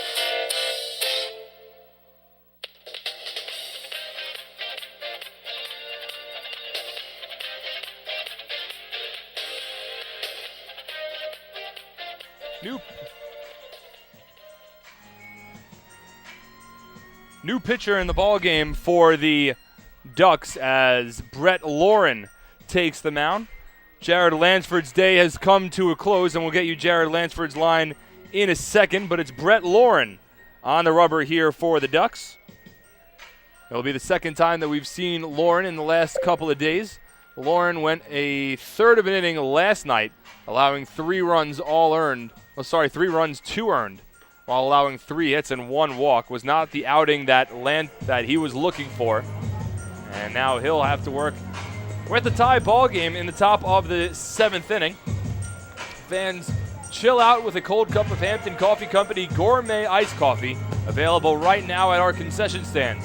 Hampton Coffee is the preferred coffee of the Long Island Ducks. Visit HamptonCoffeeCompany.com or visit their cafes in the Hamptons. So Jared Lansford's day has come to a close. Lansford works 6 innings in which he allows 4 runs all earned on 9 hits, 2 walks, and 3 strikeouts. So Lansford will also receive a no decision. He throws 105 pitches, 68 for strikes. And he gives way to Brett Lauren, the 6'7", 245-pound right-handed reliever from Laguna Niguel, California. Lauren will look for a bounce-back performance after his tough outing last night. Just got a bounce-back performance from Wade Corpy of the Southern Maryland Blue Crabs in the bottom of the 6th to keep this game tied at 4. So the Ducks will look for the same from Lauren here, and the first pitch fastball is in there for a called strike to Bobby Stevens, the count 0-1. Stevens will lead things off. It'll be Stevens followed by Jermaine Mitchell and Kyle Hankard. Top of the order for the Blue Crabs. The 0-1 from Lauren, lines up the middle, overs Lou Ford. He won't get there in time, falls to his left for a base hit. Stevens takes a wide turn around first base. He'll hold there. It's the 3rd hit of the ball game for Bobby Stevens, 10th overall for Southern Maryland. And another leadoff base runner for the Blue Crabs. It's the 3rd time tonight that Bobby Stevens has led off an inning with a base hit. Each of the previous 2 times that he had led off an inning with a base hit, he eventually came home to score. So here's Jermaine Mitchell. He's 1 for 3 with a run scored as well. 4 runs, 10 hits, no errors now for Southern Maryland. 4 runs, 6 hits, and 1 error for the Ducks. Rutherford holds Stevens on at first base. Harris creeps in at third. Mitchell drops a bunt down in front of home plate. Vasquez fields his throw to first, goes up line. Mitchell knocks down Cody Puckett. The ball will roll into right field. Here comes Stevens all the way around from first. The relay throw home is not in time. It's cut off by C.J. Rutherford, and the Blue Crabs will lead it 5-4. There was a hard collision at first base between Jermaine Mitchell and Cody Puckett. The throw went from Jan Vasquez over to first, and it pulled Puckett to the wrong side of the bag, so he had to reach across the bag and set himself up for a big-time collision against Jermaine Mitchell. And now Lance Burkhart, the manager of the Blue Crabs, will come out to the mound and talk things over with, well, go out to the first base, I should say, and talk things over with Fred DeJesus. Puckett has a right to try to catch that ball, as does Jermaine Mitchell having the right to run through the first base bag. The ball went up line, and it looked, I'll have to check out the replay, but it looked like the ball had passed Puckett before he had made contact with Jermaine Mitchell. Mitchell never advanced past first base as he was knocked to the ground alongside the Puckett collision. And once Phelan Lentini threw the ball back along the infield, C.J. Rutherford cut it off in between first and home plate. Didn't seem as though the Ducks would have an opportunity to throw out Stevens trying to score from first base, so Rutherford cut it off to try to hold Mitchell on at first. He was able to do so, but on the play, a run comes home to score, and the Southern Maryland Blue Crabs lead it 5-4 now. Nobody out top of the 7th inning. Lauren will work from the stretch. First pitch now to Kyle Hankard, a fastball that misses low for a ball 1-0. It's ruled an E2. That puts Mitchell at first base.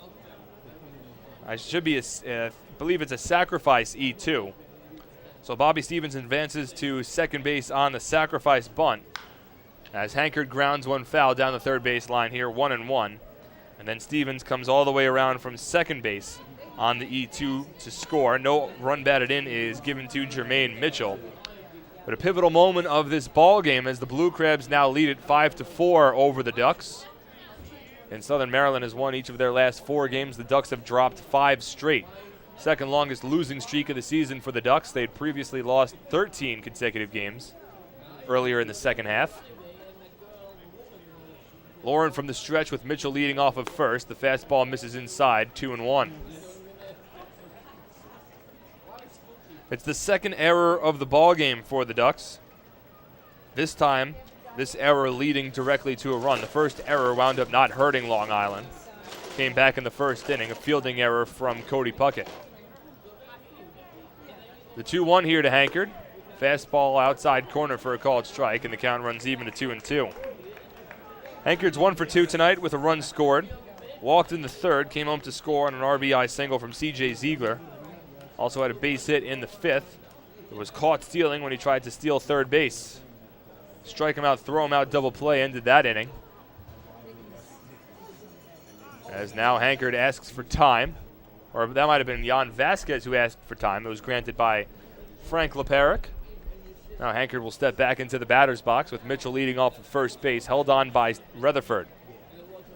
Lauren stares into Vasquez for the call, comes set. 2-2 pitch. Comes inside and hits him. That hit Hankard looked like it might have been on the quad as he turned around and let that ball hit his backside. It's a hit batsman. First thrown by the Ducks, by Ducks pitching tonight. It advances Mitchell over to second base. Not the inning that Brett Lauren was looking for. Runners at first and second now. Nobody out, top of the 7th inning. Ducks trailing by a run. And now Jake Opitz will step in, already 2 for 3 with a pair of runs batted in.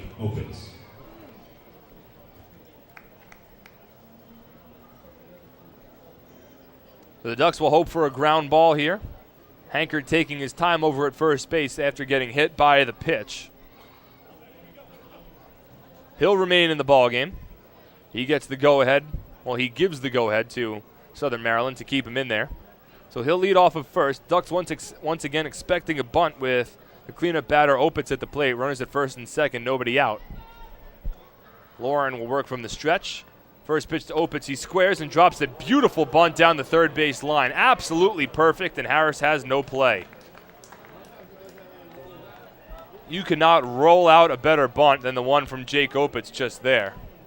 And now the bases are loaded with nobody out for the Blue Crabs in the top of the 7th inning for Steve Moss. Targeted as a sacrifice bunt, Jake Opitz will get the infield single. It's his 3rd hit of the ball game. Southern Maryland now with 11 hits overall. Bases loaded, nobody out. And Steve Moss, who already has 4 hits in this series, had 3 RBI last night, 4 RBI overall in this series, will step in. 0 for 2 today with a walk. First pitch here to Moss, comes inside and narrowly misses him. Fastball rode up and in, and Moss was able to spin himself out of the way. And the count moves to 1-0. Ducks have the infield in here with nobody out in the top of the 7th, trailing by a run. All 4 infielders play along the infield grass. Lauren stares the runner at third, the 1-0. Misses inside, 2 balls and no strikes. Lauren has really been one of the best relief pitchers for the Ducks all season long. Entered tonight with a 2.27 ERA in 48 relief appearances. And that was increased after he allowed 3 runs, 2 earned in just 2/3 of an inning his last time out last night. Here the fastball misses outside, however, to Moss. The count moves to 3-0, and you've got to imagine that Steve Moss is taking all the way here with the bases loaded. No place for Lauren to put him. Mitchell off of third, Hankard off of second, Opitz off of first.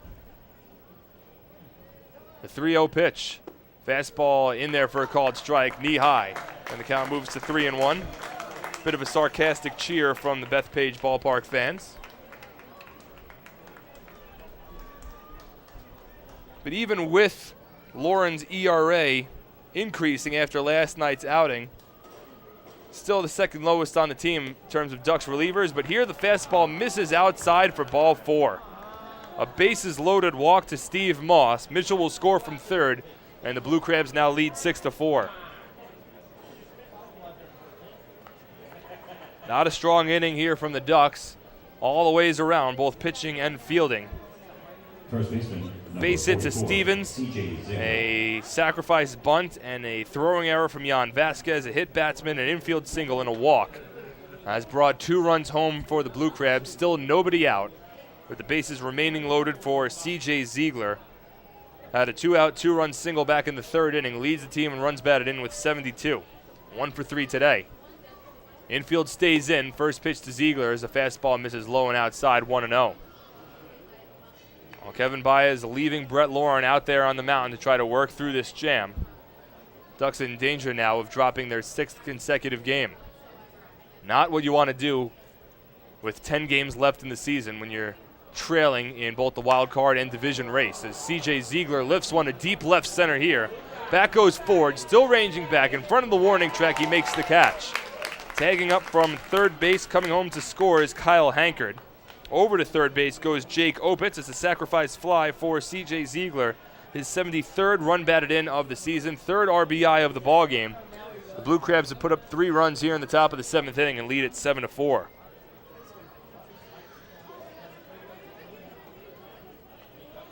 So Opitz advances to third on the play. Moss holds at first. Kevin Baez will now come in, and he'll ask for the lefty to work against the left-handed hitting Mike Schwartz. So Brett Lauren works just a third of an inning and allows 3 runs while stranding 2 on base. We'll take a break for the pitching change, come back for the new pitcher. It looks like it'll be Tommy Organ when we return on the Ducks official YouTube channel, youtube.com/Ducks Baseball. Hey, this is pitcher Eric Neeson, and you're listening to Ducks Baseball on the Ducks official YouTube channel, youtube.com/Ducks Baseball. Hi, I'm former Major Leaguer John Franco. Growing up in Brooklyn, I dreamed of playing professional baseball. My dad, a city employee, worked hard so I could live out that dream. The team at MCU is a lot like my dad. They're New Yorkers you can count on, and they'll work hard to help you reach your financial goals. Municipal Credit Union has a full range of financial services that make sense in today's economy. Join today. Call 1-866-JOIN-MCU or visit nymcu.org. MCU, strong, trusted, growing. James Simmons is going back. He is looking up, and on Bark in the Park Night, that one is gone and reaches a kennel in Central Islip. That was another home run for the Ducks. And Duck fans, what's more fun than a home run that helps the Ducks win a game? How about a homer that helps the community win? Chappie's Funeral Home and the Long Island Ducks have once again teamed up for the Chappie's Home Run Challenge. If the Ducks hit 100 homers this season, Chappie's Funeral Home will donate $5,000 to the Quacker Jack Foundation. So, every time a Ducks hitter goes deep this season, watch for the Chappie's Challenge home run count on the scoreboard. And if we reach 100, we're all a winner. Chappie's Funeral Home, where caring for others is a family tradition. All 2,000 of us at PSEG Long Island care deeply about our communities. Our company has a long-standing commitment to giving back. And our people, along with our energy efficiency and renewable energy programs, are helping to improve the businesses and towns we all call home. Learn more about how we're working together to better serve our communities. Visit us at psegLINY.com/community.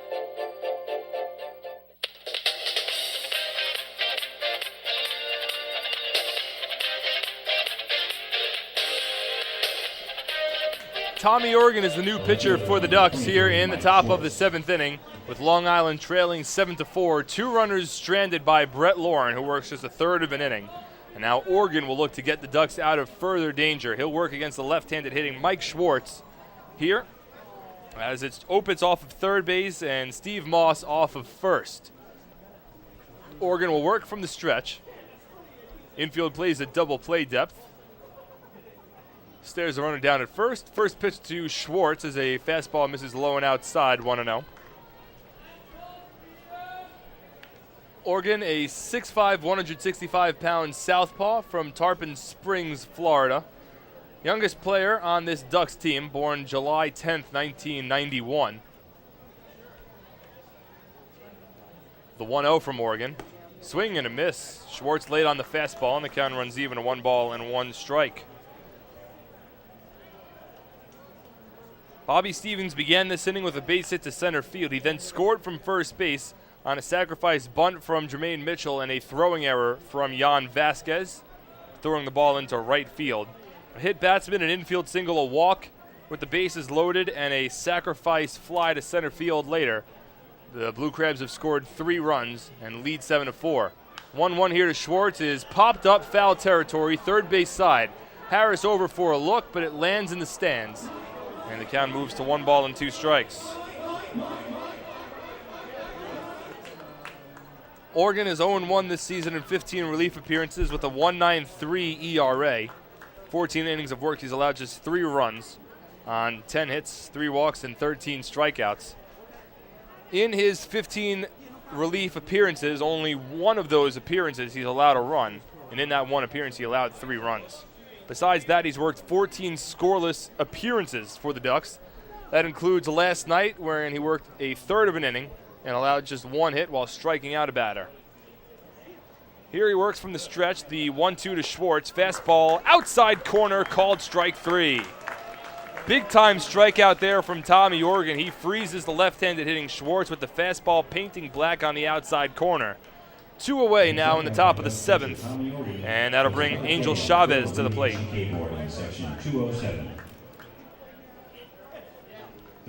That's the fourth strikeout of the ball game for Ducks pitching. Jared Lansford struck out 3 through 6 innings. Here, Angel Chavez will step to the plate. He's 0 for 3 so far tonight. Opitz continues to lead off of third base, Moss off of first. Oregon from the stretch checks the runner. First pitch to Chavez, swung on and fouled off down the first base line, 0-1. Well, after tonight's ballgame, the Ducks will hit the road and begin a 3-game weekend series against the York Revolution over at Santander Stadium in York, Pennsylvania. Big 3-game series that the Ducks look to continue their playoff hopes, stay alive in the playoff push. The 0-1 from Oregon. Fastball misses low, blocked by Vasquez. That holds Opitz at third base, and the count moves to 1-1. It'll be John Brownell on the mound for the Ducks tomorrow night against Elaine Quijano for the York Revolution. You can follow all the action on Long Island's home for news, traffic, and weather, 103.9 FM LI News Radio. First pitch at 7:05. Coverage begins at 6:50. The 1-1 from Oregon. Curveball grounded over to third. Backhanded stop by Harris. He has time, and his throw to first narrowly pulls Rutherford off the base. Able to keep his foot on to retire the side.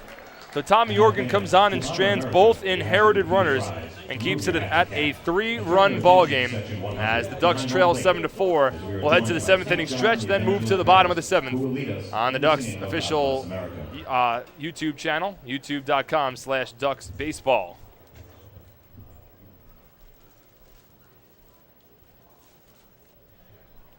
Hi, this is shortstop Dan Lyons. You can follow me on Twitter at @TheDannyLyons, and you're listening to Ducks Baseball on the Ducks official YouTube channel, youtube.com/DucksBaseball.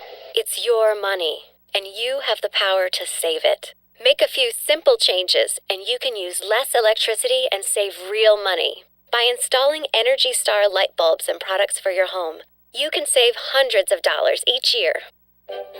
At PSEG Long Island, we're working hard to serve you in the way you deserve. Check out our energy-saving tips and tools at pseglyny.com/save money. Baseball fans, the Long Island Ducks mobile app has officially arrived. Powered by Clear Vision Apps, it's your one-stop shop for all things Ducks baseball.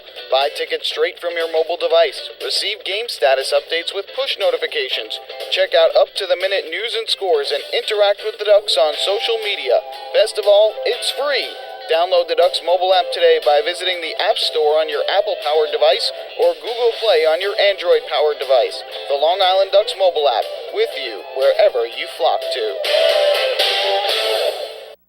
Hey, this is pitcher Eric Neeson, and you're listening to Ducks Baseball on the Ducks official YouTube channel, youtube.com/DucksBaseball. Hey Ducks fans, your recreation destination this year is The Rinks at Hidden Pond Park. The Rinks features 2 full-size ice rinks, a 97-acre summer day camp, a New York State licensed preschool academy, and a wide variety of birthday party options. Learn to skate, join one of many hockey leagues, swim in an Olympic-sized pool, and enjoy all the fun that The Rinks has to offer. Visit us today at 660 Terry Road in Hauppauge, or check us out online at therinks.com. The Rinks, your recreation destination. Life without Ducks baseball. Emily, quit texting. James, get off the iPad. Honey, pick a channel. Life with Ducks baseball. Beth Page Ballpark is set. Quacker Jack is ready, and the flock is prepared to defend their title. All we need is you for game times, promos, and tickets, visit liducks.com. It's a blast. Now that's more like it. Long Island Ducks Baseball. Life is better here. Hi, this is Bud Harrelson, and you're listening to Ducks Baseball on the Ducks official YouTube channel, youtube.com/DucksBaseball. Few places on Earth offer the charm and excitement of Fire Island.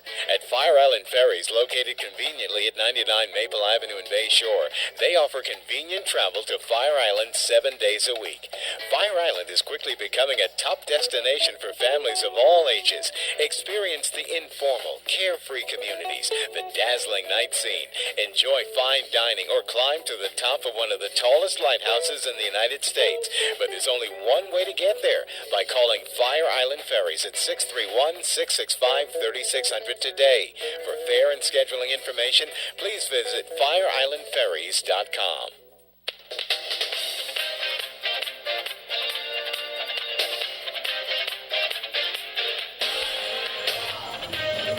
Bottom of the 7th inning here at the Duck Pond. Mark Schwartz on the call. YouTube.com/DucksBaseball. Also liducks.com. Long Island trailing the Southern Maryland Blue Crabs now 7-4 after 3 runs home for Southern Maryland in the top of the 7th inning. 7 runs, 11 hits, no errors for the Blue Crabs. 4 runs on 6 hits and 2 errors for the Ducks. The new pitcher in the ballgame now for Southern Maryland. It's Sean Keeler, the 6'1", 195-pound right-handed reliever from California. Second time we've seen Keeler this series. He worked a scoreless inning of relief back on Tuesday night, in which he allowed 1 hit, 1 walk, and struck out a batter. Keeler's made only 2 relief appearances for the Blue Crabs so far this season, in which he's worked 2 scoreless innings of relief, allowing just 2 hits, a walk, while striking out 3. So here in the bottom of the 7th inning, he'll work against the 8, 9, and 1 batters for the Ducks. Jan Vasquez, Dan Lyons, and Phelan Lentini due up.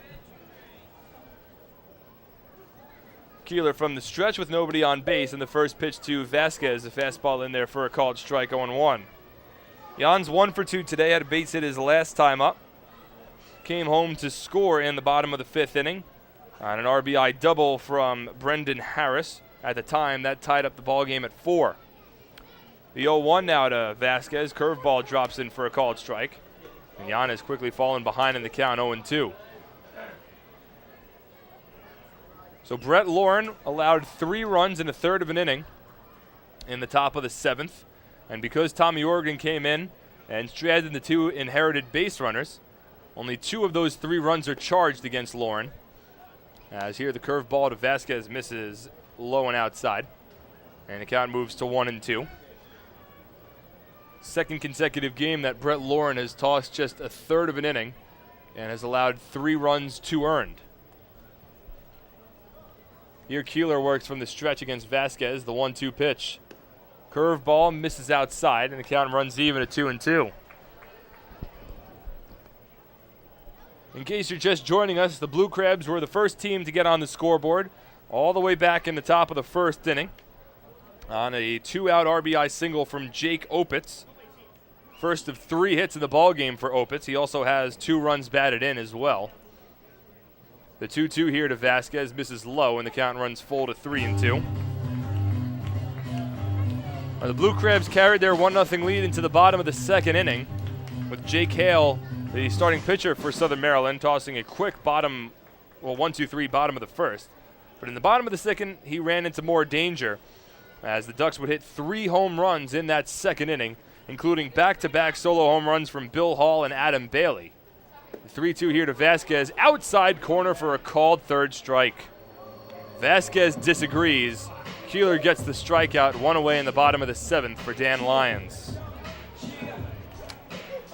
Well, LeParrick's been a little inconsistent with his calls so far tonight. Vasquez disagreed. Vasquez has been the catcher for the Ducks, so you'd think that he has a pretty good understanding of what the strike zone's been tonight. So 1 out, nobody on for Dan Lyons, who is 1 for 2 today. Vasquez is now 1 for 3. Lyons, a right-handed batter, works against the righty Keeler. First pitch curveball misses low and outside, 1-0.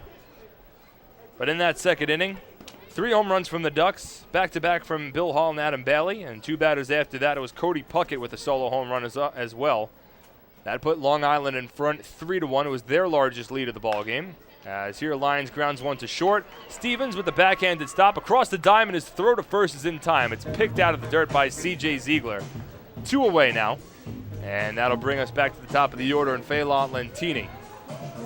Southern Maryland has played excellent defense so far in this series. They have still yet to record an error, whereas the Ducks have now recorded 5 errors so far in this 3-game set, with still a couple of innings left to play. So now Lentini will step in. He's 0 for 3 today. Lentini had a nice day at the plate yesterday, went 2 for 4 with 3 runs scored, including a double.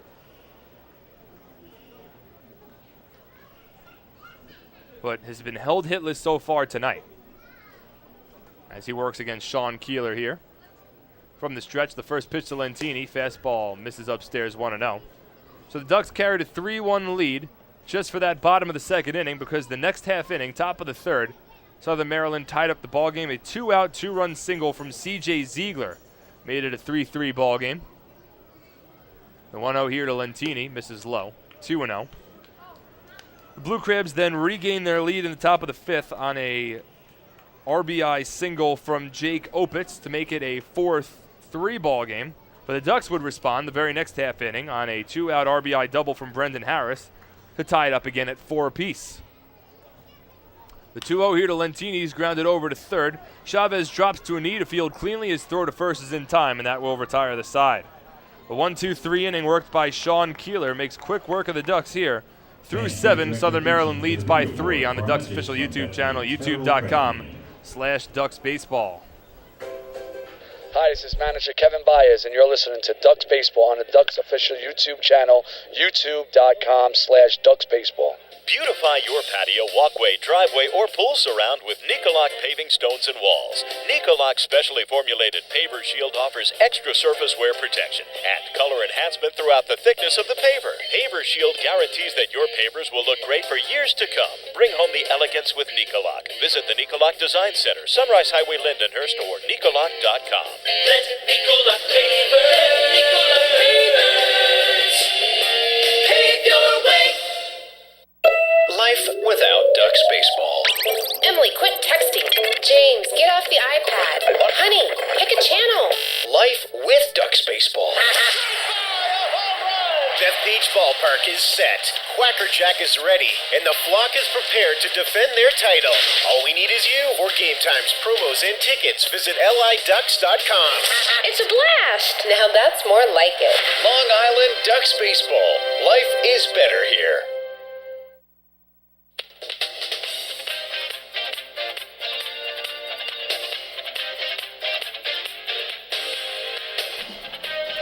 Hey Ducks fans, do you want frequent updates on team transactions, scores, store specials, and the status of upcoming games? Then follow the Long Island Ducks on Twitter at twitter.com/LIDucks.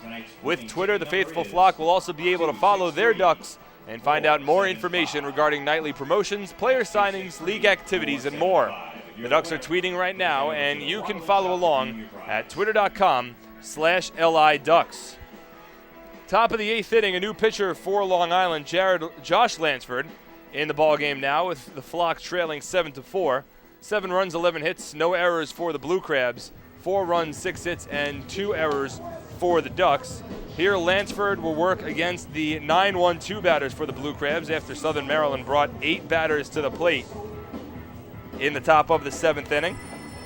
It'll be James Skelton, followed by Bobby Stevens and Jermaine Mitchell, as Tommy Organ worked 2/3 of an inning for the Ducks and was able to strand both inherited runners when he struck out Mike Schwartz looking and got Angel Chavez to ground out to third base. Hitting off the Blue Crabs, the catcher, number 8, James Skelton.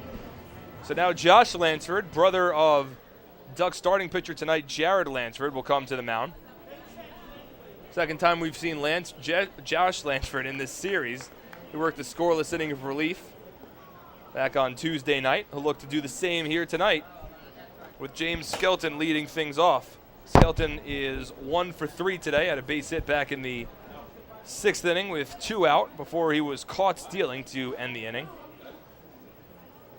First pitch here from Lansford, a fastball misses outside, 1-0. Lansford is 5-3 this season in 40 relief appearances with a 2.90 earned run average, 1 save, 40 in the third innings of work. He struck out 26 batters against just 9 walks. From the stretch with nobody on base, 1-0 fastball in there for a called strike, 1-1. A 3-run top of the 7th inning for Southern Maryland has provided the difference in this ball game, and it was a tough 3-run inning for the Ducks to swallow. The 3 runs scoring on an error, a bases-loaded walk, and a sacrifice fly. Here the curveball to Skelton misses inside, and the count moves to 2-1.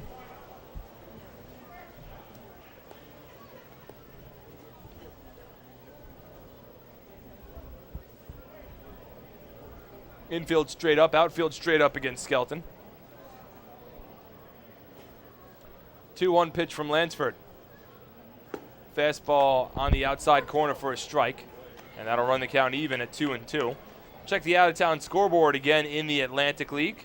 All games still ongoing. Sugar Land still on top of York over at Santander Stadium. It's now the bottom of the 8th inning over there, and the Skeeters continue to lead 11-4. Pitch here from Lansford, fastball outside corner for a called third strike. That strikeout by Ducks pitcher Josh Lansford puts It's the another 5th K strikeout of the ball game for the Ducks. in section 207. Skelton now 1 for 4, and that'll bring us back to the top of the order, and Bobby Stevens, Shortstop, who is number 4, 3 for 4 Bobby Stevens. with 3 runs scored. 3 different times tonight, Bobby Stevens has led off an inning for the Blue Crabs. Each time, he's recorded a single, and each time as well, he's also scored a run.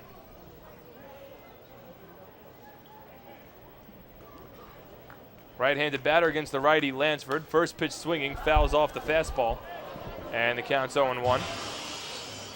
Other out-of-town scores, the Lancaster Barnstormers are now leading the Camden River Sharks 3-2 in the bottom of the 7th inning.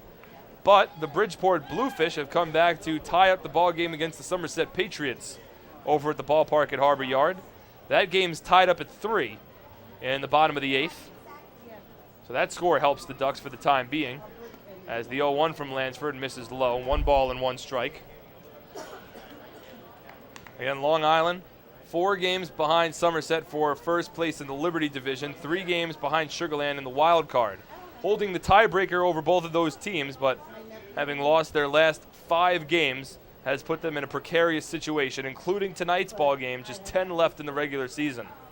The 1-1 here to Stevens misses inside, and the count moves to 2-1.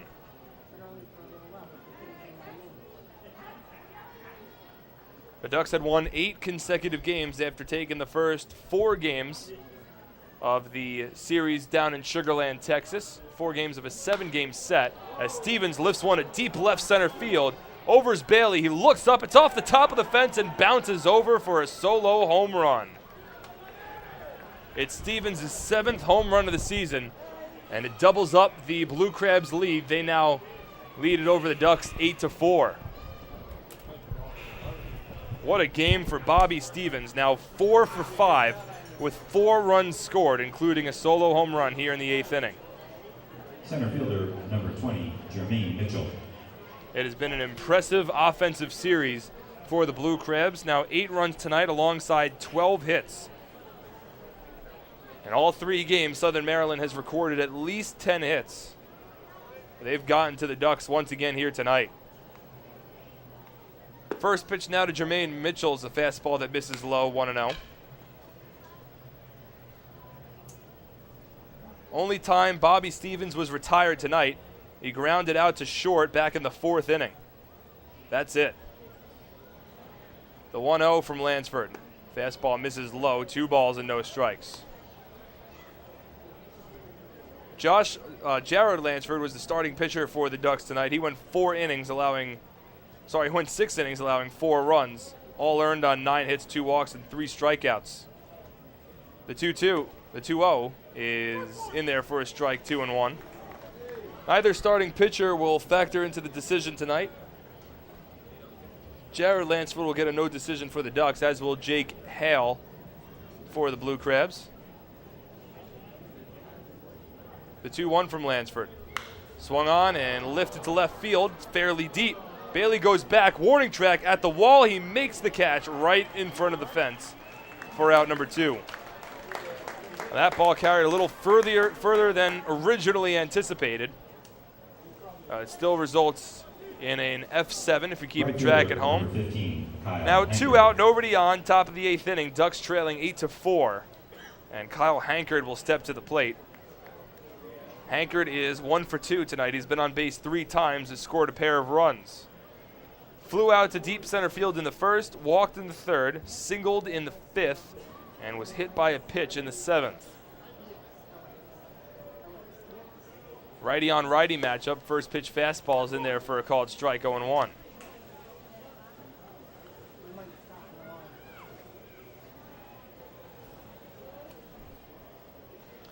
Lansford working quickly from the stretch here with nobody on base. The 0-1 pitch to Hankard. Slider misses low. Count runs even to 1 ball and 1 strike. Ducks have 6 more outs to work with in tonight's ball game. Try to make a comeback. They've trailed by as many as 1 run tonight before this now current 4-run deficit. Ducks have also led by as many as 2 runs earlier this evening. The 1-1 from Lansford is grounded foul down the third base line, and the count moves to 1-2. Again, after tonight, Long Island will hit the road for a 3-game weekend series against the York Revolution over at Santander Stadium. The Ducks will then have Monday off before beginning their final homestand of the regular season on Tuesday night against the Lancaster Barnstormers. It'll be a 6-game homestand, 3 against the Barnstormers, and then 3 more against this very same Blue Crabs team to finish up the season. The 1-2 to Hankard, fastball misses upstairs, and the count runs even at 2-2. So even after tonight, there will still be more games left to play between these 2 teams. And after the Long Island Ducks had really controlled this season's series in the first half of the season, this series, particularly here at Bethpage Ballpark, has been all Southern Maryland as the fastball from Lansford misses low, and the count runs full to 3 balls and 2 strikes. Jake Opitz awaits on deck. He's had another strong game for the Blue Crabs. He has 3 hits. Opitz and Bobby Stevens have really led the way for Southern Maryland tonight. Stevens with 4 hits, Opitz with 3. Here's the payoff pitch to Hankard. Check swing, he went around on the fastball for strike 3, and that will retire the side.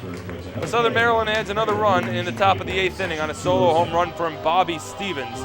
They lead it 8-4 as we move to the bottom of the 8th on the Ducks official YouTube channel, youtube.com/DucksBaseball. Hey fans, this is pitcher Brett Lauren, and you're listening to Ducks Baseball on the Ducks official YouTube channel, youtube.com/DucksBaseball.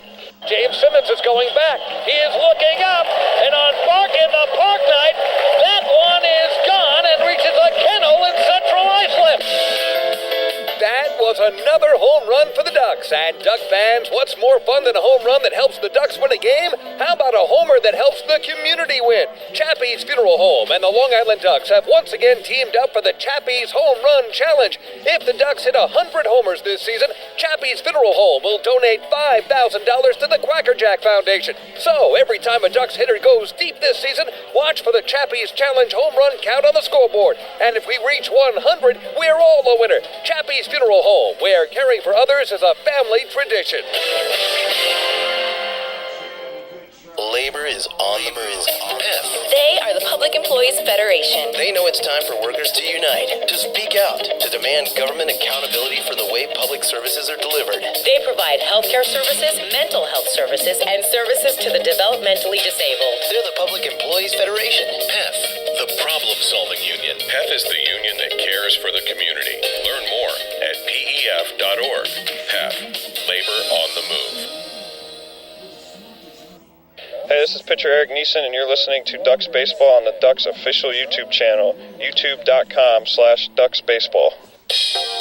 Hey, Hey Ducks fans, your recreation destination this year is The Rinks at Hidden Pond Park. The Rinks features 2 full-size ice rinks, a 97-acre summer day camp, a New York State licensed preschool academy, and a wide variety of birthday party options. Learn to skate, join one of many hockey leagues, swim in an Olympic-sized pool, and enjoy all the fun that The Rinks has to offer. Visit us today at 660 Terry Road in Hauppauge, or check us out online at therinks.com. The Rinks, your recreation destination. Life without Ducks baseball. Emily, quit texting. James, get off the iPad. Honey, pick a channel. Life with Ducks baseball. Bethpage Ballpark is set. Quackerjack is ready, and the flock is prepared to defend their title. All we need is you. For game times, promos, and tickets, visit liducks.com. It's a blast. Now that's more like it. Long Island Ducks baseball. Life is better here.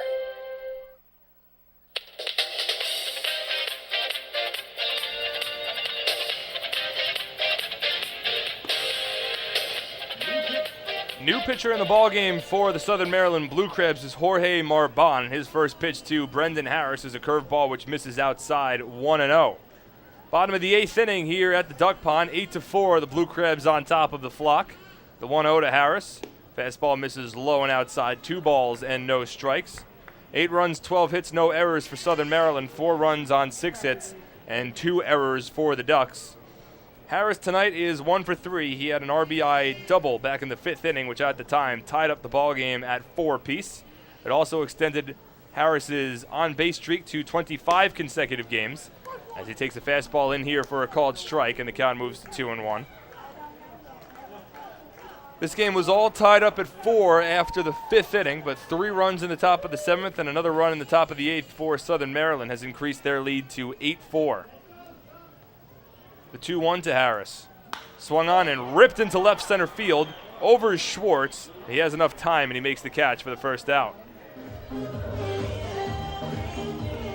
Hard hit ball from Brendan Harris, just was too close to Schwartz over and left. So 1 out, nobody on for Lou Ford, who's 0 for 3 tonight. Center fielder, number 20, Lou Ford. Jorge Marbon pitched last night. He worked a third of an inning. He came in with 2 out in the bottom of the 8th inning and an 8-6 ball game at the time with runners at first and second. He worked against C.J. Rutherford and allowed an RBI single to Rutherford, which brought home a run, made it an 8-7 ball game. He then threw a wild pitch to put runners at second and third before C.J. Ziegler bailed him out with a nice defensive play over at first. Here the fastball to Ford's in there for a called strike, 0-1. With runners at second and third and 2 out, Cody Puckett flew out down the right field line in foul territory. And C.J. Ziegler, the first baseman, reached over the railing for the first base camera well and was able to make the catch to retire the side as Ford skies the 0-1 into right field, and in to make the catch is Kyle Hankard, quickly 2 away in the bottom of the 8th inning. Designated hitter, number 6, Bill Hall. So that'll bring up Bill Hall. He's 1 for 3 tonight. Has one of the 3 home runs for the Ducks as a team tonight. Long Island hit 3 home runs in the bottom of the 2nd inning to take a 3-1 lead. Solo home runs from Bill Hall, Adam Bailey, and Cody Puckett. Hall has gone 0 for 2 since. Works against the righty Marbon here from the stretch. First pitch to Hall. Curveball misses low, 1-0.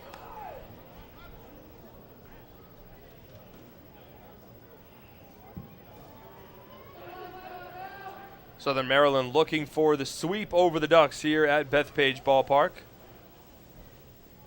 The 1-0 to Hall is fouled off to the backstop, 1-1. The season series between these two teams currently at 11-5 in favor of Long Island. They had not lost to the Blue Crabs at home at all this season entering this series, but have dropped the first 2 games of this 3-game set and are in danger of losing yet another one tonight. The 1-1 to Hall. Check swing, changeup. The appeal down to first. DeJesus says he didn't go around, and the count moves to 2-1. Ducks in danger also of dropping their 6th consecutive game, while Southern Maryland's in a position to win their 5th straight. And this potential 6-game losing streak for Long Island coming on the heels of an 8-game winning streak. The 2-1 to Hall. In there for a strike. Hall with a very large bark at the home plate umpire, Frank Leparic. Still continues to talk to him standing outside the batter's box. And now will slowly step back in. Players on both teams tonight have had their qualms with the home plate umpire. That was a high slider that looked like it was both high and outside. Leparic called it a strike. Hall disagreed, and now it's a 2-2 count. Marbon from the stretch, but before he does that, James Skelton asks for time, and it's granted. Jake Opitz was ejected for the ball game Tuesday night for arguing balls and strikes. That was with Fred DeJesus as the home plate umpire. The 2-2 here to Hall. Fastball misses low, and the count runs full to 3-2.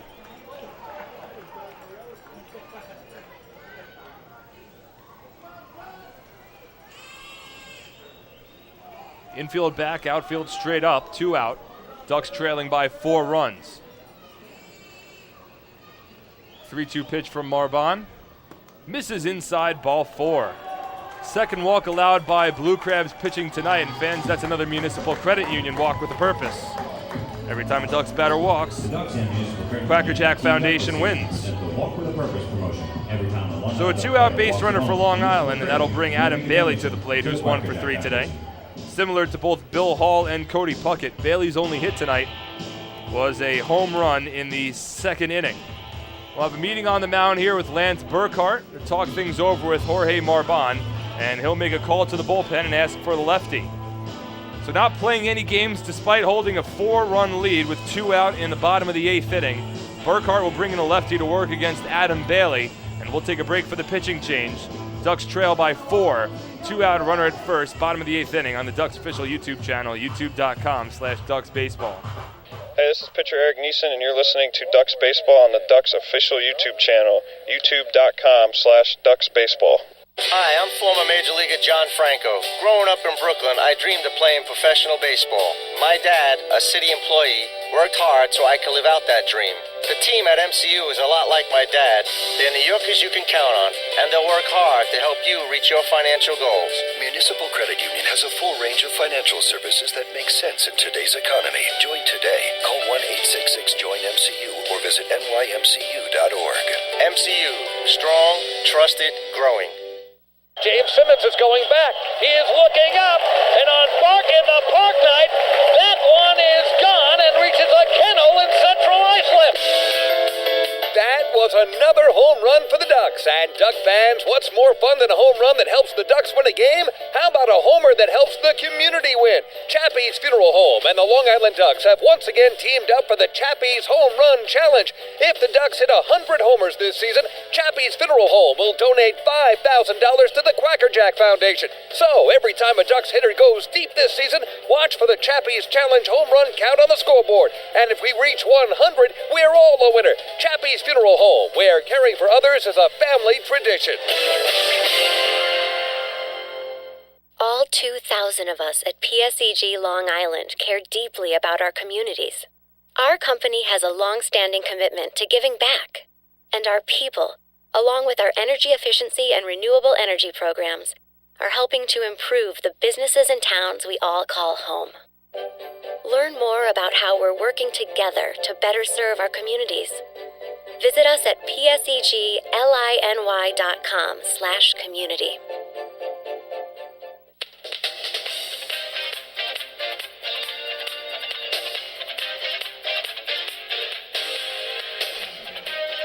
Charlie Manning is the new pitcher for the Blue Crabs as we return here with 2 out and a runner at first base in the bottom of the 8th inning.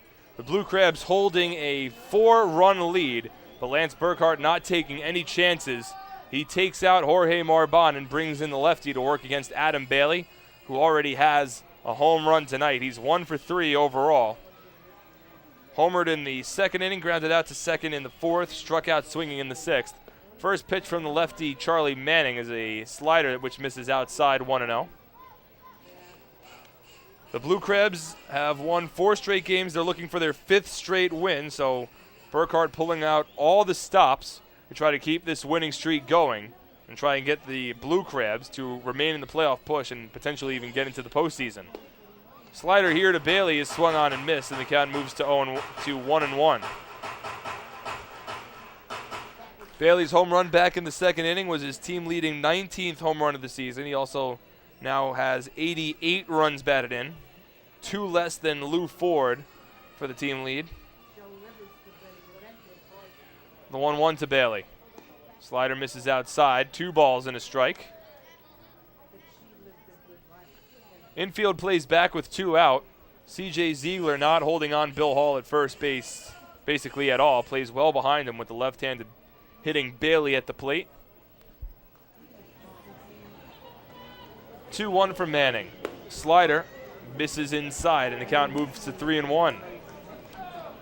C.J. Rutherford, a right-handed hitter, awaits on deck, so I wonder if Manning isn't able to retire Adam Bailey here. If Burkhart would then make another pitching change against the right-handed hitting Rutherford. You have Rutherford and Puckett both due up as the next 2 batters, both righties. Here the fastball is at the knees for a called strike to Bailey, and the count runs full, 3-2. That'll give Bill Hall a head start off of first base.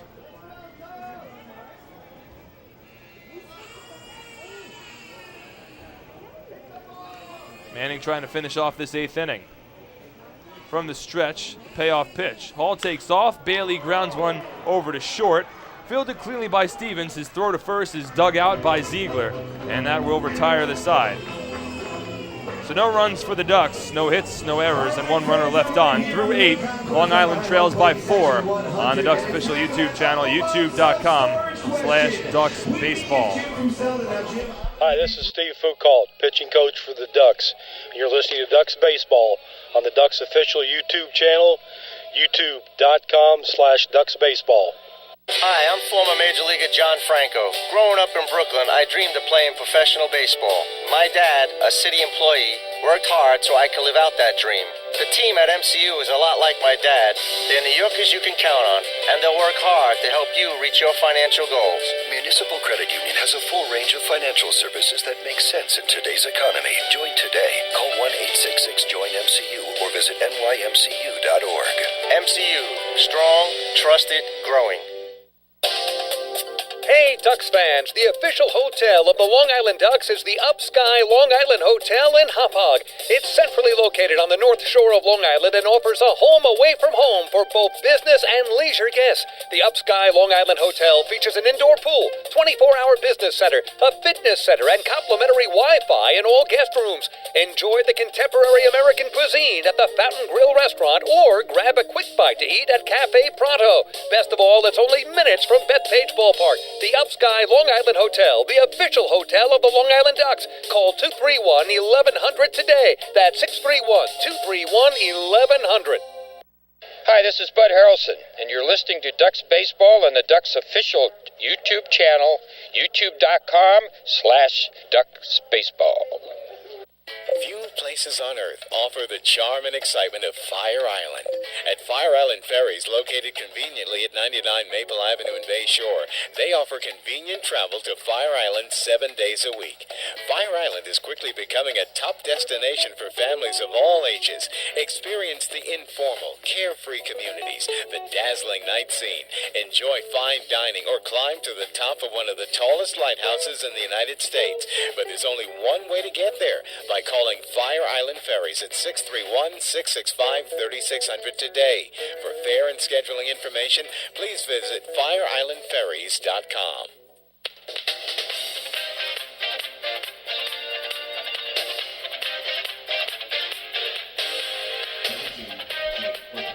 Eric Neeson is the new pitcher for the Ducks as we advance to the top of the 9th inning. Southern Maryland leading it over Long Island 8-4, 8 runs, 12 hits, no errors for the Blue Crabs.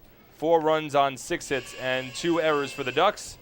Neeson will work against the heart of the order for the Blue Crabs. First pitch to Jake Opitz is a fastball that misses inside 1-0. Baseball fans, the Long Island Ducks mobile app powered by Clear Vision Apps has officially arrived. Buy tickets and stay up to date on Long Island's hometown team right on your mobile device. 1-0 from Neeson, misses upstairs 2-0. Download the app today for free by visiting the App Store on your Apple-powered device or Google Play on your Android-powered device. Neeson from the windup. The 2-0 to Opitz is right down the middle for a strike, 2-1. Neeson, the 6-foot, 185-pound southpaw from Muskegon, Michigan, making the appearance here for the Ducks. Now the fourth reliever used as Opitz grounds one off the first base bag, fielded on the fly by Rutherford, and he steps on first base himself for out number 1. Well, sometimes when a ball hits off the bag, it'll take an odd ricochet and make it difficult for the fielder. But that time it was an advantageous pop-up for Rutherford. Hit the bag, popped directly up in the air. Rutherford charged in, fielded it, and stepped on the bag simultaneously for the first out. So Jake Opitz now 3 for 5 today.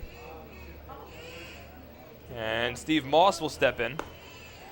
0 for 2. First pitch fastball in there for a strike, 0-1.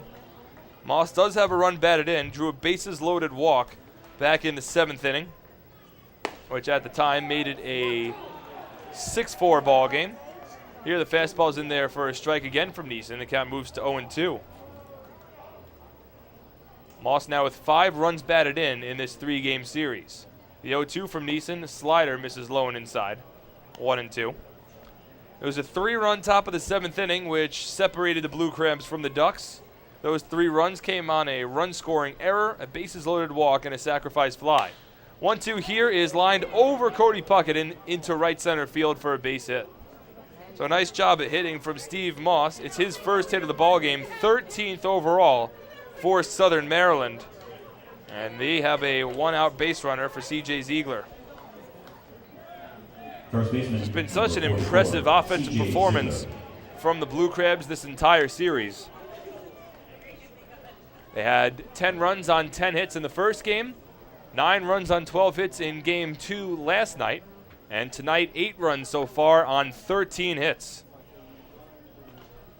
Both Ducks starters and Ducks relievers just simply haven't had a lot of success against the Blue Crabs in this series, as the fastball is in there for a called strike, 0-1. Which is interesting because Southern Maryland had really been a team that the Ducks had dominated, both offensively and pitching-wise as well, entering this series. The 0-1 from Neeson. Slider swung on and a lifted shallow left. Racing in's Adam Bailey. He has space and he makes the catch for the second out. Moss will retreat to first base. 2 out now with a runner at first for Mike Schwartz, who's 1 for 4 today, doubled back in the 2nd inning. The left fielder, number 23. Entering tonight's ball game as a staff, the Ducks had a 2.57 earned run average against Southern Maryland in 16 games this season. That was even better yesterday. Before yesterday's ball game, as a staff, the Ducks had a 2.12 ERA against Southern Maryland this season. It goes to show just how well the Ducks have pitched against the Blue Crabs this year and how surprising this Southern Maryland offensive explosion during this series really has been. The fastball here is at the knees for a called strike, and the count moves to 0-1. But for Southern Maryland, they're playing some of their best baseball of the season at the right time. You want to get hot right about now, and the Blue Crabs trying to remain in shouting distance of the Barnstormers and the Skeeters for first place in the Freedom Division. Fastball's in there for a strike. Neeson's ahead 0-2. One game has gone final now in the Atlantic League. The Sugarland Skeeters defeat the York Revolution 11-4. So at this very moment, the Ducks are 3.5 games behind the Skeeters for the final wild card spot. That can drop to 4 games if tonight's score here at the Duck Pond holds true. The 0-2 from Neeson. Fastball misses low and outside. A ball and 2 strikes. Bottom of the 9th inning over at the ballpark at Harbor Yard, and the Patriots and Bluefish are tied up at 5. Quite a game over there. Southern Maryland had taken a 5-3 lead in the bottom of the 8th inning, where the Patriots with 2 runs in the top of the 9th to tie things up. As the curveball here drops in for a called third strike, Eric Neeson works an impressive top of the 9th inning, keeps the Blue Crabs off the scoreboard. Last licks for the Ducks as we move to the bottom of the 9th as they trail by 4 on the Ducks official YouTube channel, youtube.com/DucksBaseball. Hi, this is Steve Foucault, pitching coach for the Ducks. You're listening to Ducks Baseball on the Ducks official YouTube channel, youtube.com/DucksBaseball. Hi, I'm former Major Leaguer John Franco. Growing up in Brooklyn, I dreamed of playing professional baseball. My dad, a city employee, worked hard so I could live out that dream. The team at MCU is a lot like my dad. They're New Yorkers you can count on, and they'll work hard to help you reach your financial goals. Municipal Credit Union has a full range of financial services that make sense in today's economy. Join today. Call 1-866-JOIN-MCU or visit nymcu.org. MCU, strong, trusted, growing. Hey, Ducks fans, the official hotel of the Long Island Ducks is the Upsky Long Island Hotel in Hauppauge. It's centrally located on the north shore of Long Island and offers a home away from home for both business and leisure guests. The Upsky Long Island Hotel features an indoor pool, 24-hour business center, a fitness center, and complimentary Wi-Fi in all guest rooms. Enjoy the contemporary American cuisine at the Fountain Grill restaurant or grab a quick bite to eat at Cafe Pronto. Best of all, it's only minutes from Bethpage Ballpark. The Upsky Long Island Hotel, the official hotel of the Long Island Ducks. Call 231-1100 today. That's 631-231-1100. Hi, this is Bud Harrelson, and you're listening to Ducks Baseball on the Ducks official YouTube channel, youtube.com/DucksBaseball. Few places on Earth offer the charm and excitement of Fire Island. At Fire Island Ferries, located conveniently at 99 Maple Avenue in Bay Shore, they offer convenient travel to Fire Island 7 days a week. Fire Island is quickly becoming a top destination for families of all ages. Experience the informal, carefree communities, the dazzling night scene, enjoy fine dining, or climb to the top of one of the tallest lighthouses in the United States. But there's only one way to get there, by calling Fire Island Ferries at 631-665-3600 today. For fare and scheduling information, please visit FireIslandFerries.com.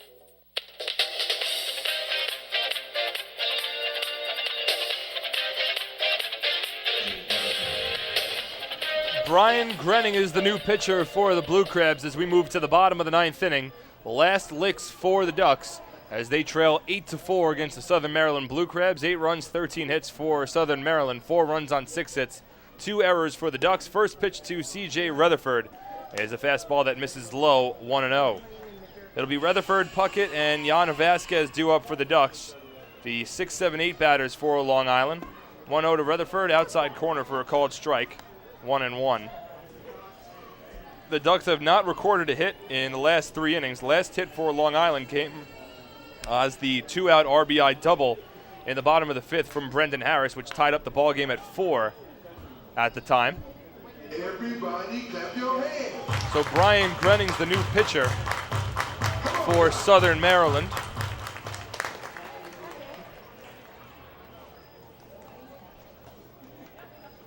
Another fielding change as well, as new fielder over in right field, Arrojo's in there.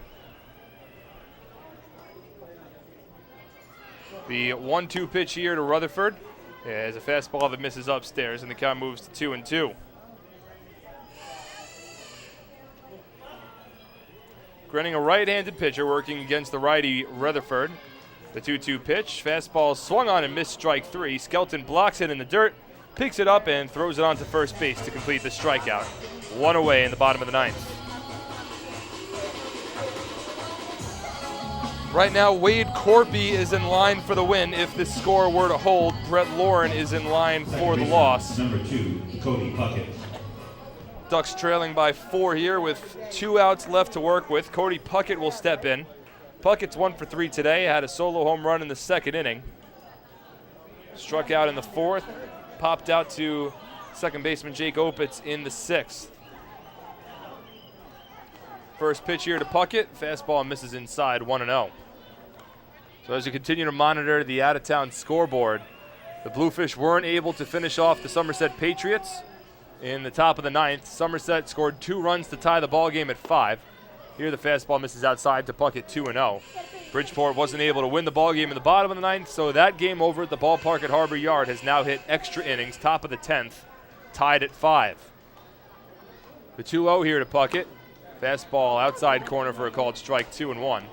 The only other game besides that currently underway in the Atlantic League is between Camden and Lancaster. Right now it's the Barnstormers on top of the River Sharks, 3-2 in the bottom of the 8th over in Lancaster, Pennsylvania. As here the fastball misses low to Puckett, and the count moves to 3-1. Brenning working quickly from the windup here, 3-1 pitch. Fastball misses outside, ball 4. So Cody Puckett draws the third walk of the ball game for the Ducks, and fans, that's another Municipal Credit Union walk with a purpose. Every time a Ducks batter walks, the Quackerjack Foundation wins. Long Island would need to put 2 more runners on base in order to bring the tying run to the plate here in the bottom of the 9th inning. They trail by 4. Again, haven't had a hit since the 5th. Here's Jan Vasquez. He's 1 for 3 with a run scored. Vasquez scored the tying run in that bottom of the 5th inning. Tied it up at 4 at the time. But since that point, Southern Maryland has scored 4 unanswered to take an 8-4 lead. First pitch here to Vasquez. Changeup outside corner for a called strike, 0-1. Vasquez getting the start behind home plate tonight for the Ducks. Brandon Bance getting the night off.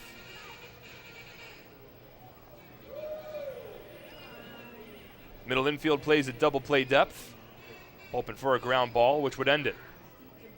The 0-1 from Grenning, swung on and missed. Vasquez laid on the fastball, and the count moves to 0-2.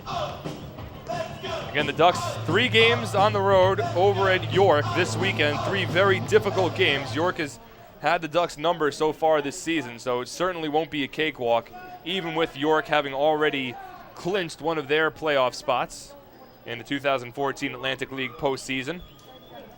And pretty much if this score holds true for the rest of the season, every game more or less becomes a must-win for Long Island. Here the fastball to Vasquez misses outside, and the count moves to 1-2. After tonight, the Ducks will only have 9 games remaining in their season. And with Sugar Land already winning, if the Ducks were to lose tonight, they'd drop to 4 behind the Skeeters for the wild card spot. And depending on what Somerset does, potentially even 5 back in the division. The 1-2 here to Vasquez is swung on and missed, strike 3. When chasing on a changeup off the plate, now the Ducks are down to their final out of the ball game. Dan Lyons will be the last hope for the Ducks to try to extend this game. He is 1 for 3 today, had a bloop base hit in shallow right field back in the 2nd inning, has also grounded out twice. Again, the Ducks need to get 2 more base runners on to bring the tying run to the plate. Puckett leads off of second.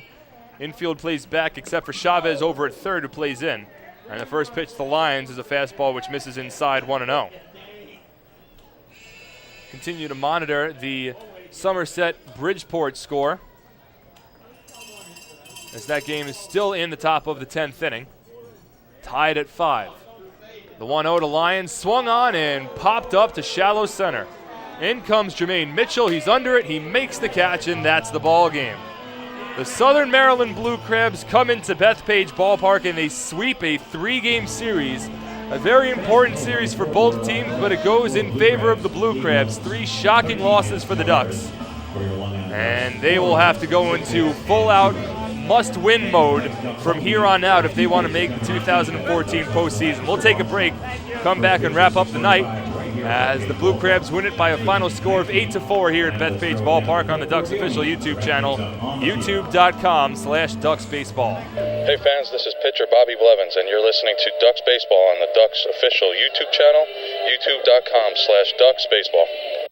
Few places on Earth offer the charm and excitement of Fire Island. At Fire Island Ferries, located conveniently at 99 Maple Avenue in Bay Shore, they offer convenient travel to Fire Island 7 days a week.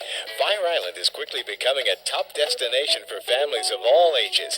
Experience the informal, carefree communities, the dazzling night scene, enjoy fine dining, or climb to the top of one of the tallest lighthouses in the United States. But there's only one way to get there, by calling Fire Island Ferries at 631-665-3600 today. For fare and scheduling information, please visit FireIslandFerries.com. Bring your birthday to the ballpark this season and celebrate with the flock. Kona Ice birthday party packages with the Long Island Ducks are now available for the 2014 season.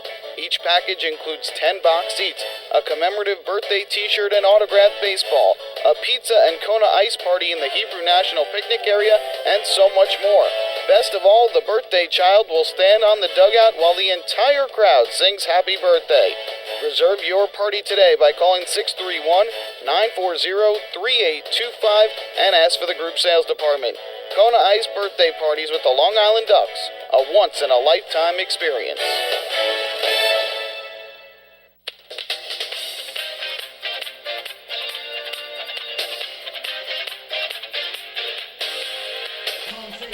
And welcome back to Bethpage Ballpark. Mark Schwartz on here as the Ducks fall to the Southern Maryland Blue Crabs by a final score of 8-4. The Ducks are swept at home in this three-game series. The second-to-last homestand of the 2014 season for Long Island ends in disappointment with the win. Southern Maryland improves to 34-27 in the second half, 63-68 overall, and the Blue Crabs have now won 5 consecutive games.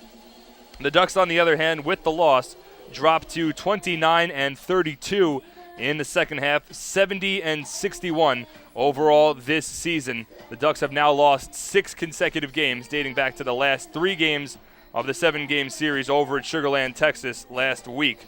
So now it's time for your Nicolak post-game recap, as it was Jared Lansford on the mound for the Ducks tonight against Jake Hale for the Southern Maryland Blue Crabs. It was Southern Maryland who got the scoring started in the top of the first inning with a 2-out RBI single from Jake Opitz, scoring Bobby Stevens from third base to give the Blue Crabs that 1-0 lead. Ducks would respond, however, in the bottom of the second inning with a bang. Should say a bang times 3. 3 solo home runs for Long Island in the bottom of the second inning, including back-to-back jacks from both Bill Hall and Adam Bailey. And a couple of batters later, it was Cody Puckett with a solo home run as well. And that put the Ducks in front 3-1 at the time. But the Blue Crabs would respond the very next half inning, top of the third with 2 out, bases loaded. C.J. Ziegler with a line drive to left field, fell right in front of Adam Bailey, wound up scoring 2 runners, and then tied up the ball game at 3. That score would hold until the top of the 5th inning, when an RBI single from Jake Opitz scored Jermaine Mitchell from second base and gave Southern Maryland a 4-3 lead, but it would be the Ducks that would then respond in the bottom half of the 5th inning on a 2-out RBI double from Brendan Harris, which made it a 4-4 ball game. All tied up at 4. That score would hold through the 6th inning, but in the top of the 7th, with Jared Lansford out of the ball game, Lansford went 6 innings for the Ducks, allowing 4 runs, all earned on 9 hits, 2 walks, 3 strikeouts. He would receive a no decision, as did the Blue Crabs starter Jake Hale, who allowed 4 runs over 5 innings on 6 hits, no walks, and 2 strikeouts. So both starters out of the ball game. Top of the 7th, Brett Lauren came in for the Ducks, and Lauren would only work a third of an inning. Bobby Stevens led off with a base hit to center field. Jermaine Mitchell then dropped down a sacrifice bunt, but a throwing error from Jan Vasquez allowed Stevens to score all the way from first base on the E2, and that gave Southern Maryland at the time a 5-4 lead. After Mitchell reached on the sacrifice E2, Kyle Hankard was then hit by a pitch, and Jake Opitz with an infield single to load the bases. Steve Moss then drew a bases-loaded walk, and C.J. Ziegler with a sacrifice fly to center field. That increased the Blue Crabs' lead to 7-4 at the time, and that chased Brett Lauren from the ballgame. Lauren wound up working just a third of an inning, and he was handed the loss. He drops to 2-4 on the year, allows 3 runs, 2 earned on 2 hits, and 1 walk with a hit batsman in just that third of an inning. Tommy Organ would come in and strand the 2 inherited runners to keep the Ducks in the ballgame. But in the top of the 8th, Southern Maryland would extend their lead on a solo home run from Bobby Stevens, his 4th hit of the ballgame. That made an 8-4 game. The Ducks would go down quietly in the bottom of the 8th and in the bottom of the 9th. Long Island failed to record a hit over the final 4 innings of the ballgame, and they lose by a final score of 8-4. So we'll take another break here on the post-game show. When we come back, we'll wrap up the night that was, check out the out-of-town scoreboard one final time, and hand out the Nicolak Player of the Game honors as the Ducks fall to the Blue Crabs 8-4 here at Bethpage Ballpark on the Ducks official YouTube channel, youtube.com/DucksBaseball. Hey fans, this is infield Sergio Miranda, and you're listening to Ducks Baseball on the Ducks official YouTube channel, youtube.com/DucksBaseball. Beautify your patio, walkway, driveway, or pool surround with Nicolak paving stones and walls. Nicolak specially formulated paver shield offers extra surface wear protection and color enhancement throughout the thickness of the paver. Paver shield guarantees that your pavers will look great for years to come. Bring home the elegance with Nicolak. Visit the Nicolak Design Center, Sunrise Highway, Lindenhurst, or Nicolak.com. Let Nicolak Pavers, Nicolak Pavers, pave your way. Hey, Ducks fans, the official hotel of the Long Island Ducks is the Upsky Long Island Hotel in Hauppauge. It's centrally located on the north shore of Long Island and offers a home away from home for both business and leisure guests. The Upsky Long Island Hotel features an indoor pool, 24-hour business center, a fitness center, and complimentary Wi-Fi in all guest rooms. Enjoy the contemporary American cuisine at the Fountain Grill restaurant or grab a quick bite to eat at Cafe Pronto. Best of all, it's only minutes from Bethpage Ballpark. The Upsky Long Island Hotel, the official hotel of the Long Island Ducks. Call 231-1100 today. That's 631-231-1100.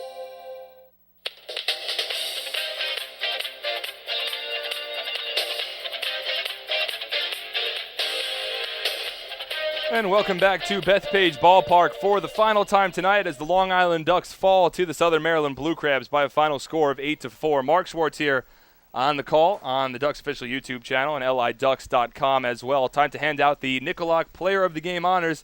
Tonight, the Nicolak Player of the Game is an easy call. It is Bobby Stevens, who had himself quite the game for Southern Maryland. Stevens goes 4 for 5 from the plate with 4 runs scored, including a solo home run and a run batted in as well. So Bobby Stevens is your Nicolak Player of the Game. Nicolak retaining walls and paving stones, a company synonymous with quality and service in the manufactured concrete industry for nearly 50 years. Check the out-of-town scoreboard one final time in the Atlantic League as the Bluefish and the Patriots are still playing. Bridgeport just struck out in the bottom of the 10th inning to keep the game tied at 5. So that game's going over to the top of the 11th inning, and certainly an interesting game for Ducks fans to monitor as the night progresses. Ducks fans should be rooting for the Somerset Patriots to lose that ball game, as the Ducks right now, as this very second, are currently 4.5 games back behind the Patriots for first place in the Liberty Division. Other out-of-town scores in the Atlantic League tonight: the Sugarland Skeeters defeat the York Revolution 11-4 over at Santander Stadium. And still in the bottom of the 8th inning, the Lancaster Barnstormers now lead it over the Camden River Sharks 4-2. So at this very moment, with the Somerset Bridgeport game still up in the air, the Ducks are now 4 games behind the Sugarland Skeeters for the last wild card spot, and 4.5 games behind the Somerset Patriots for the final Liberty Division spot. Again, with now just 9 games left to play in the 2014 regular season. So that'll pretty much wrap things up for us here from Bethpage Ballpark. Once again, the Ducks fall to the Blue Crabs by a final score of 8-4. Brett Lawrence, the losing pitcher. The winning pitcher is Wade Corpy. No save is recorded in the ballgame. Make sure to tune in for our next broadcast. It'll be tomorrow night when the Ducks head down to York, Pennsylvania to take on the York Revolution. Michael Pollock will have all the action on Long Island's home for news, traffic, and weather, 103.9 FM LI News Radio. It'll be John Brownell on the mound for the Ducks against Elaine Quijano for the Revolution. So that'll do it for us here at the Duck Pond. For everyone involved with the broadcast, I'm Mark Schwartz, signing off from Central Islip, wishing everyone a pleasant rest of your Thursday evening. Good night, everybody.